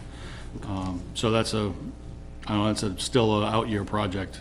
And we need to do a little bit on Old North, needs a little bit of roadish work. They also want to do some different signage. They want to expand this one, extend the road. There's a lot to do over several years. Is there expansion on that? There's room. There's room? Yeah, it's going to require some clearing and some road work. Yeah, This is New North? Or what No. the south. South. And then New North has expansion too. Where can you expand? Yes, there is a little bit of room I left. think in front of Jeff's property is town-owned. There's room to grow there too, Yeah. yeah. So is the South Cemetery, is that on the back side that you can expand? Yeah, back and left. Yeah, both. Up the hill, we don't want to go up the hill anymore because it's bad, that terrain's tough Yeah, up there. that's like all ledge up there. Yeah. Fortunately, demand is not that high, so, we don't have to grow quickly. Right. Excuse me. All right, let's see, insurance, our rates are crept up a little bit, and as the payroll base goes up, this one lags reality a little bit, but we're seeing a small increase there. The Regional Planning Association line 165 is another one of those that's kind of hanging on the planning board as well. That's where they could use, and we've done things like printing maps out of that line and that kind of thing. I don't know why this is separate, but it's just the way it's always been. Police, not a lot of drastic changes here. The biggest item for PD is going to come, we have always anticipated that it would come as a separate warrant article, and that is the addition of mobile data terminals to the cruisers. I think, did everybody get a look at that on election day? We had one. I did not see it, no. I did. Yeah, I know you spent some Pretty time slick. with them. Computers in the cars. You don't have them now? Nope. We figured out, Chief figured out, I think it was yesterday or this morning, he came in, or maybe, I don't know, just recently, with the realization that we are the last town in the county without, Chester got theirs? Chester beat us. I was hoping we were gonna beat them. And the chief has reluctantly agreed to go along with the 21st century. The whole world is moving that way with things like e-ticketing where you're not, when you, citation system. those of you that do get pulled over, won't get a handwritten anything anymore. It'll just, you'll get an e-thing that'll all be paperless with the court.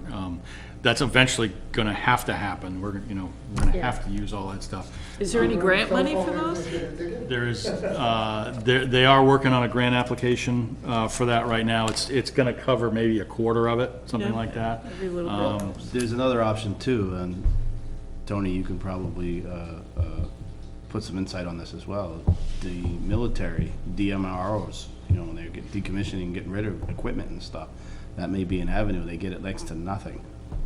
How old is it? Well, it's something to look into. Well, you just did this at work, right? And you, What's that? The terminals? yeah. Yeah, the package that they're looking at, I think is better than what I pieced together, like doing it on my own for UNH. We've got some really good machines, but the price point was high. These are good machines as well, but it includes a software agreement. They come to you to fix problems. The service and support combination was, I think, pretty favorable. And one thing I worked out with the vendor on election day was they're going to let us do a proof of concept trial. Oh, So that they'll actually install one of these terminals in our cruisers for up to 90 days so that they can try it out around town, see where the signal strength issues, because it's got to have an internet connection and it's all cellular, right? So there may be dead spots in town where they don't want to have a dead spot, but they have boosters available too, signal boosters. They're commonly used in ambulances so that they can have a constant connection. So I mean that may be an option too, but we'll have 90 days with one of these terminals in-house to fully assess it. that's good. And so the chief, I think, will have a good idea if he really wants to go with those before town meeting. He'll be able to say yes or no. Let's move forward, so. Line 192 is the cruiser. We typically replace one of those each year. I think the model years have skipped in such a way, we continue to struggle to get the cheaper model year. We don't have the approval in time, and that's part of the cause of the increase in the prices going up a little bit. Isn't there a layaway plan? Yeah. So anyway, the rough number on that mobile data terminal thing is, it's something in the neighborhood of 50,000 50-ish. for the fleet, and we're hoping for maybe about a quarter of that to be offset with a grant. Okay, So that will come in as a warrant article? That, unless you want to put it in here, but we thought it big enough and kind of a And standalone it's item. standalone. You can make that decision late if you want to put that in here, or let it stand alone. Fire, we had the chief in 2 weeks ago? Yeah, Line 196 reflects the increase in per diem coverage for both weekend days and evenings. I don't know, and he doesn't know how successful he's going to be in actually staffing all of those to find people to cover all those shifts. But this is this cover, that additional coverage, if we're able to staff it, would stretch that station coverage out to, I think, 10 or 11 in the evening, and then the weekend days where our officers are on that call duty that we talked about. We have one of our career people in on the weekends. This would be the second person. And that's the biggest driver in this section. We did replace the dry hydrant on Acrylis this year. That's line 316, so you see that's a big move to the downside. And on line 202, just to back up, we need to replace the the breathing tanks. We talked about that at town meeting last year. Tweaked the reserve fund for that purpose, put a little extra money into it in anticipation of withdrawing that money to replace all our tanks this year. That's still on the list of things to do, and it needs to happen this year because they're going out of certification. I lost it, Chris, what was that? Replacing what? Breathing apparatus for the firefighters. So wait a minute, back up for a minute. So this is, is this coming out of the capital reserve? Yes, this has, all it's showing here is the fact that we don't have to we don't have to do as much testing next year because we're gonna be buying new ones. So we get to save a little bit of money here in anticipation Okay. of a reserve purchase by town meeting. So this is just the testing, I get it, all right. Right.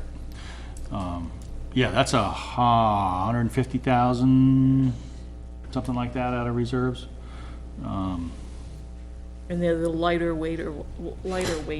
right? Yes. Yeah. I remember picking up the one you brought last year. Let's see, building inspector, we may have a new set of codes next year. We may have another new subdivision next year. So we're expecting a little bit more business there. Emergency management remains the same. Highway, not knowing where you want to head with a public works director or whatever we're going to do there, I plugged in a number for a position. Still think we need something in that realm. Yep.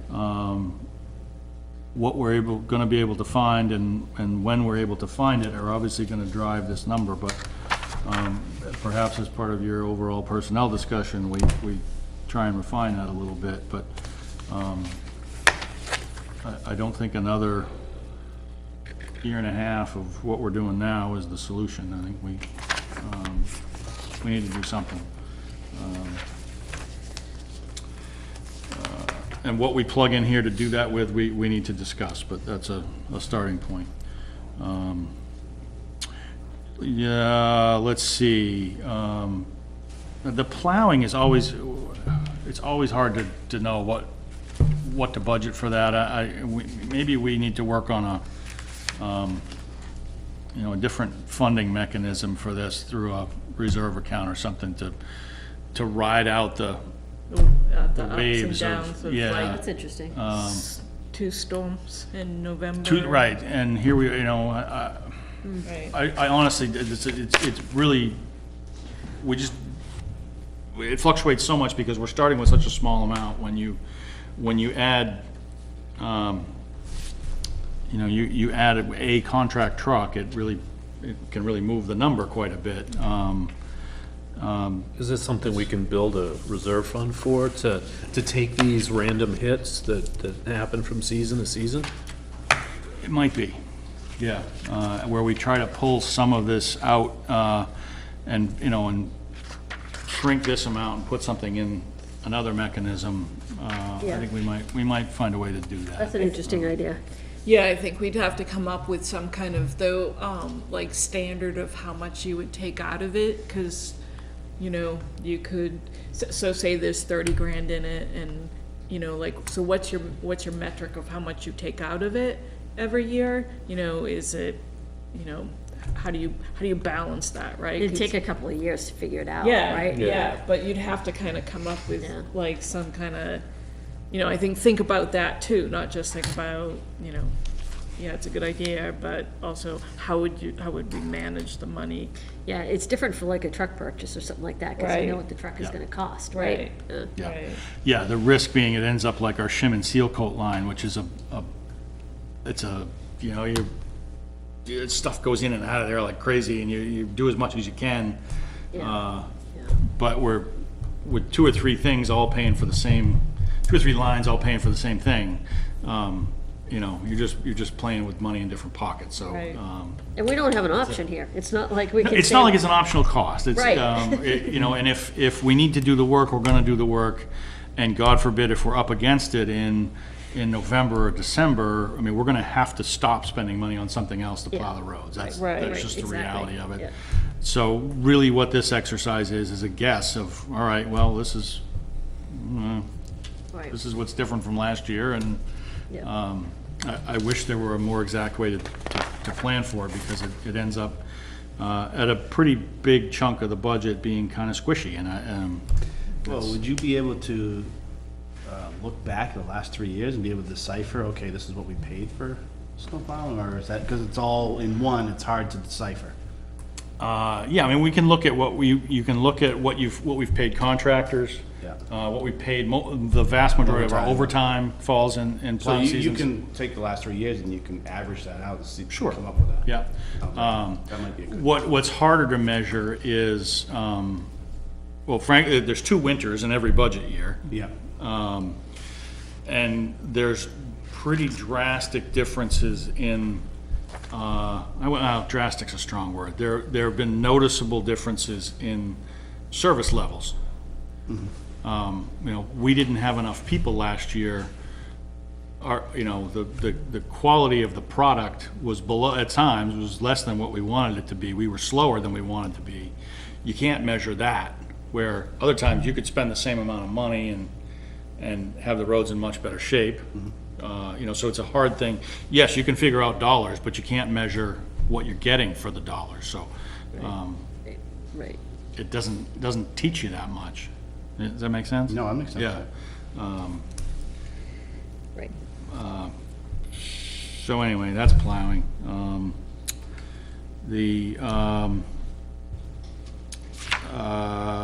Let's see, equipment maintenance.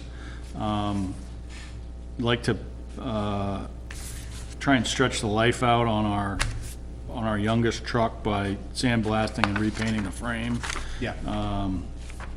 That's been identified as one, kind of spend money to save money in the long Yeah, run. I think that's a good idea. Just for all intents and purposes, when you're saying the youngest truck, you're referring to the Mack truck and not the. Oh, yes, not the one that just rolled in, I'm sorry. That's no longer our youngest truck. No, if we're having to sandblast that right now, You shouldn't, it's all. Sorry, I didn't want to, yeah, you're right. Line 264,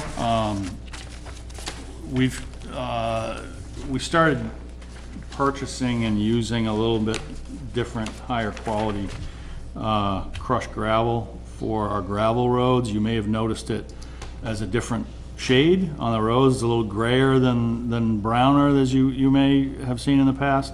That is a different material that we haven't used much in the past. It's something that Jack had wanted to use and try out, and I think it's working quite nicely. It's not perfect, it's still a gravel road, but it is gripping, staying longer, not washing out as much. I know you drive gravel every day. Do you see the spots where it's different? Yeah, And, it's great, I think. yeah, we've got some good feedback. Used it a lot on Ledge Farm, using it all over the place, but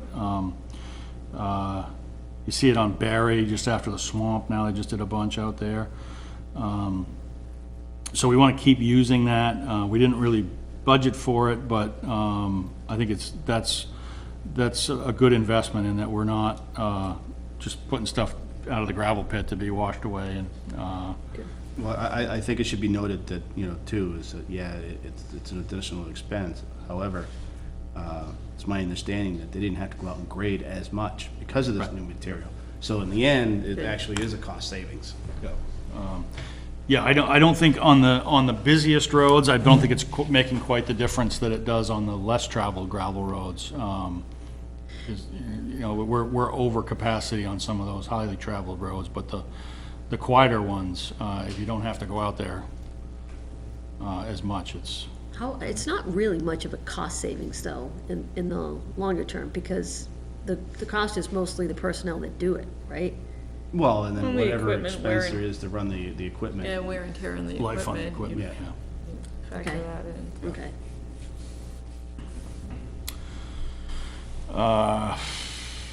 Let's see. fuel is, you know, another guess. It's driven not as much by the weather as it is by the market on the price of fuel. Obviously, the more events we have, the more we're driving, but the price at the pump is higher than a year ago. And then line 272, this is where we funded this year's truck purchase, is that 85,000. That's doing a lot of the work for us in terms of keeping the number down. By putting that in the budget last year, we minimized the increase this year. 275 is shim and seal coat. We're closer to the end of that road surface management study, and I think we will find that we can maintain the current level of quality on our asphalt roads for this much or less in the long run. I think we're going to come out of it saying with some different treatment methods, we can probably spend a little bit less and keep the quality of the whole network constant. We'll have something for you on that. I don't think it's going to be ready for your next meeting, but maybe the one after that to show you it in map form and 5-year plan That'd be great, yep. form. Huge. I think later drafts of this may pull this number back a little bit. We might be able to. We might be able to do a little better than that, dollar-wise. And recycling, we're still waiting to hear back from the state on what they tell us to do about PFAS testing going forward. So I threw a guess in there of more frequent testing. We did a lot this year. We did 2 rounds of at the landfill itself, and we did all those residences in the vicinity. I don't think we'll need to do that much going forward, but we do expect the PFAS testing regimen to be a little more stringent than it has been in the past. What's that called, D-what? What's that? What type of testing? PFAS, PFOA or PFAS. That's the contaminant that we found at the landfill. Okay, thank you. Yep. Obviously, the changes in the recycling market are going to hit us. Again, I think we talked about this. That shows up more on the revenue side than the expense side. We will probably see a little bit of extra expense for disposal of some things that we used to sell. And we will see reduced revenues. It's not killing us yet, but it's a lot of cuts here and there. Price of scrap metal's gone up though, hasn't it? Yeah, I haven't looked at that in a while. I bet it has, given the rest of the commodities markets. Yeah, I thought when the tariffs took place, then the scrap metal went up. Yeah, that could be. That's going to show up on the revenue side, not the expense side as well. In terms of volume, we're trending very similar to what we have in the past. That's remarkably stable in terms of volume. One small improvement there.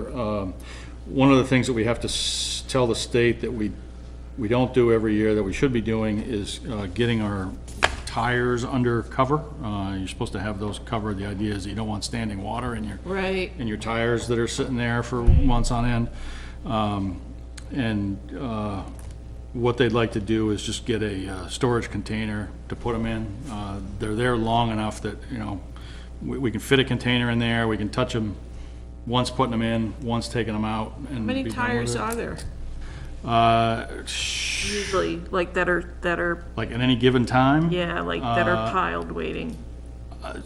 Well, we don't call until, you know, we don't have any room for any more. I think there's probably, I was there 10 days ago, I bet there were 100. Oh, that many? Where do they keep them? What's that? I want to say it's usually about 140 to 150. Per load? depending on the size, right. But Yeah. And are they all stored within that area? behind- They're all, as you go around the backside where the glass comes out the wall, if you were to, behind the compactor, Yeah. if you walked up the outside ramp and threw your trash in the compactor, behind that compactor is the glass and then a stack of tires. Must have had a large number of turn-ins, 'cause, You know where I am? You know, have you ever driven around the backside of the building? Yeah, Okay, so if you drive around, it's on the back corner. yeah. And so they're thinking of a container, like what they do for the electrical. Electronics, right, yeah. And same would thing. that be cheaper than like maybe doing like a small, superstructure, like the salt shed, kind of like a, 3 walls and a roof kind of thing. yeah, like, you Yeah. know. Walls on it right now, right? There's one retaining wall of big cement blocks or something, but no other structure to it. Couldn't you not just put a roof on that, couldn't you? Or a Connex, depending on what the price would be to put a roof on versus putting a Connex. A used Connex you can get for like $3,500. Yeah, what's that, like one of those canvas things Those or something? big storage containers you see on freights. you know? Yeah, that's what we're talking about. Yeah, That's but what he's then, talking about. but then if you said there's only one wall? I'm trying to remember. I thought there was two. They put in a roof on it.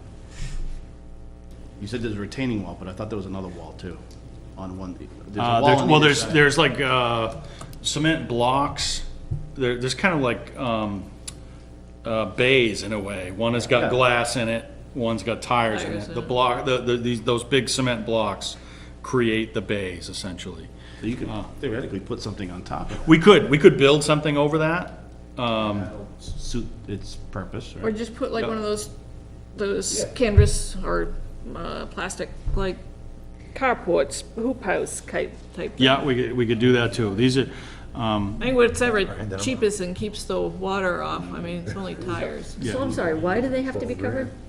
you don't want standing water, and the water gets into the tires as Got they're it, got it, stacked got it. there. Yeah, okay. Got Mosquito it. issue. Mosquitoes, Yep, Yeah. I get it. And probably other parasites. parasites, deterioration of the rubber, who knows Okay, what else. fine. But, yeah, this was the thought, just because it's so flexible. You know, we always find a use for it if we change how we do it somehow. Yeah. Not a So universal market for it. And we have a grant application in Yeah. to pay for half of that. Good. Just waiting to hear on that now. A building. All right, page 8, page 9. Not a lot of news here. Yes, The pretty. social service agencies, this is, at this point in the game, is just a plug-in of what's been requested, with, I think, one change. One agency requested a huge increase, which I brought back down to what we had last year. We'll come back and look at this with our welfare officer, and I usually run it by the chief of police, they have interactions with these folks, and Yep. just kind of verify that we're using these services and getting something from them. You see, some have not requested, some are, one's requested less, so we'll touch that up just a little bit. Yep. Chris, Yep, Animal Control Department. yep. Okay. The ACO uses their own vehicle? Yes, they both do. So, why don't we just take one of the old police cruisers when they decommission it and turn it into an ACO vehicle? Because I think we'd probably spend more doing that than we do on mileage. Okay. Just the carrying cost and where do you put it? Who Same has it questions have today? come up for like building inspector too. Yeah. It's just, it's not that, How often, I guess, is she out, or they out doing this? Oh, I bet it's once a week for something, Okay. yeah. There's I mean, busy seasons. Town vehicle doesn't cost anything to purchase, it's already there, the only thing would be just for maintenance. You're right, in the trading value that you surrender by not trading it in. Yeah. Yeah. I don't think it's, it would have to be really cost effective, it would have to park in somebody's driveway. You don't wanna have to, go pick up the town car just to respond in a town car. Plus there's two, Yeah, so they have to be the One more shared. active than the other? yep. But you have a town car parked in somebody's driveway, waiting for those calls. Towns have a police chief that has a car parked Yeah. in their driveway, so, I mean, six that does than the other. Yeah, I think the trading costs, the strip cost, you know, stripping everything out of it to make it not a police cruiser anymore. We can look at it, but I think the initial is probably more flexible and cheaper to just pay mileage. Yeah.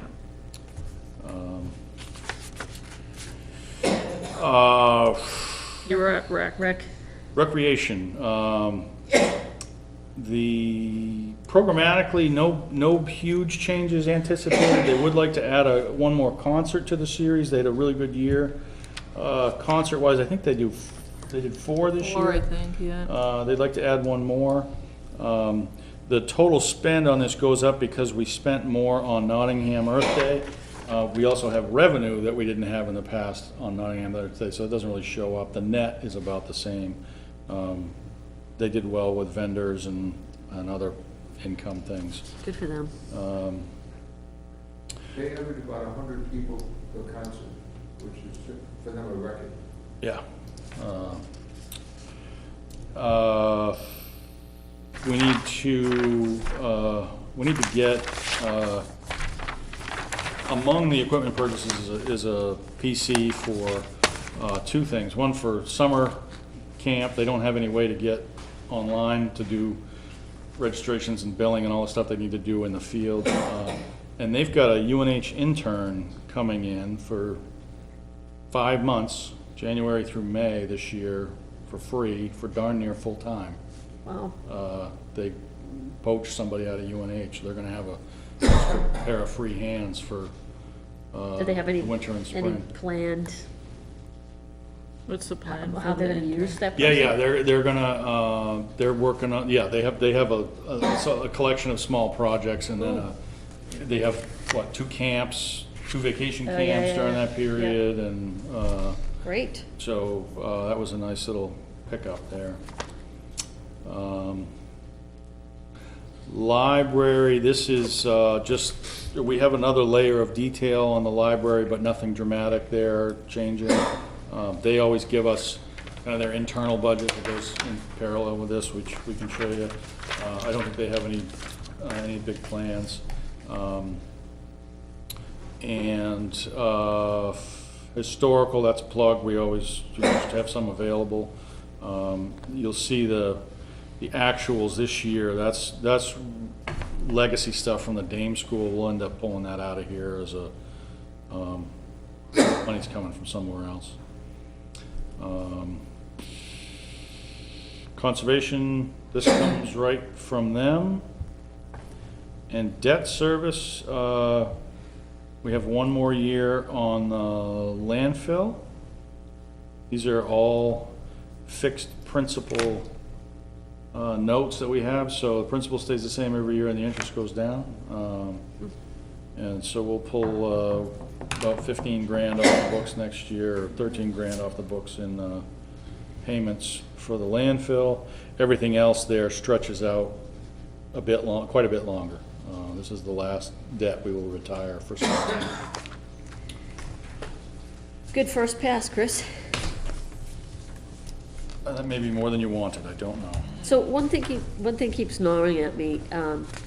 I don't need to go see it, but I'm kind of disturbed to hear that we have a, facility where town employees work where the bathroom is horrendous. It's pretty, And I just, it's pretty, what it is it's old, right? So it's old and it hasn't had any TLC. And it It's, has a big sign saying, don't drink the water. yes, probably. No, you're right. Considering a lot of town people, like myself, use it as well as the people there, the point is well taken. so I just, is there something we can do on that sooner rather than later? It depends upon if we've got, how the budget's looking, right, for this year, if you're thinking do it before. Well, no, I mean, in this budget year, I don't necessarily mean at the end of this year, unless there's money left over, but I don't know, I just think people should have a clean bathroom. I mean, It's what I just- said to Chris is, separate the utility or storage room from the bathroom, and then it needs a new sink and toilet. But it probably needs filter system too, because, I think, the sink and toilet is stained because of probably iron content or Yeah, we something. don't, we have water, Yeah. you know. Yeah, they we- don't drink. yeah, we don't water, drink that. Yeah. I think this is a really good example of how, on the town side, we always go cheap, Yeah. right? We always go cheap. We're It's worried. definitely signs of neglect. Yeah, we worry about the number more about sometimes than those types of things that have an impact on people. And you know what, maybe the guys didn't care when it was all guys that worked there, but it is not all guys that work there anymore. And this isn't coming from any of the employees, this is coming from me, I would use. Yeah, it's not something I've heard from the employees, but as with a lot of our folks, they are particularly adept at making do with what we have, and they are masters at getting by with what we have. They're very good at Yes. it. Maybe it doesn't bother them, but. Maybe addressing some of those material needs would, go a long way towards just making them Just 'cause they don't feel come- appreciated, that we Earlier, we so maybe are. we can remodel the thing just on a Saturday, as people are bringing stuff in, we can grab it. Bring it in and fix it up. I mean, just because they don't complain about it doesn't make it right. No, it course needs. not, no. It needs a new toilet, it needs a new sink, it needs, Can you at least look paint into it? and some Absolutely. shelving. Okay. And it needs to petition off the, yeah. But, Okay, once we get it fixed up, then we put a sign there that no public use. It's just No, then we for the charge. Oh, yeah. Remember they used to have that at the state parks? You'd have to put a quarter in the thing and turn the knob to open the door. Yeah. In Ireland, at the mall. Employees will get a discount, don't worry. All right, anybody have any questions for Chris on the budget? no, but I wanna bring up one thing that we should consider, and this might be me being a little bit of a worrywart, but right now, the water tables are high, the rivers are high, we're getting into snow season, and I am really concerned when we get into melt season, not knowing, we know we're not gonna know what the winter looks like, but we should kind of look at this budget and is there anything that we need to add in case we get some serious flooding and washout of roads and, I mean, the river on the Crillis is up high. Yeah, So isn't it's- that river it's- down on the Lee Town line, that's. Yeah, they're regional. all high. It's- Michigan, Colorado. That people keep on pointing out that the lake is, despite the fact the boards are out, it's still high. The lake is even high with the boards Same- out. Same yeah. thing, we've had a lot of water. Yeah, so I think we need to, I don't know what other towns that see flooding are talking about, but I think that we need to be prepared for maybe what we've experienced, in the past, and what if, this parking lot getting, What do you think that might look like? well, I think like the gravel line, there might be having to be more gravel put down in some areas, Well, Berry Road would need to be built up a little more, because that'll just, it was up pretty high not long ago. It's gone down a little bit, but it's still pretty high. Yeah, I mean, I don't know, when we had that really, what was it, the Mother Day flooding Yeah. where, Years in a row, the 100-year Father's Day flood. yeah, I don't know, definitely this whole section of the road, right, down by the school, I don't know, like around the town, what other, well, I think actually Stevens Hill Road, right? So I think we just need to, yeah, I don't have an answer now and Okay. stuff, but I think we need to be prepared as best we can. And if there's something that we need to look at in the budget, to make sure that we've got it. There's certainly a possibility of other blowouts like we had on Mendel Road. So we'd have to replace culverts, crushed rock, guardrails. Okay, Chris, can you maybe give that some thought? And I think our culverts are in pretty good condition, I think, that, right? Most of our culverts, but yeah, A high volume of water can yeah. can wash those out really fast. We've got a spot on, is it Priest? All our drawings and all that, improvements, they were washed away years ago, I think. We got a tough drainage spot on Priest and Barry, are the first two that Yeah, They're not strategically as important as, say, right here, right, Yeah. but those are the first weaknesses, plus everything around the lake. Yeah. Yeah. Okay, anything else? All right. I will take a motion to adjourn. Motion to adjourn? Second. All in favor? All right, thanks, guys.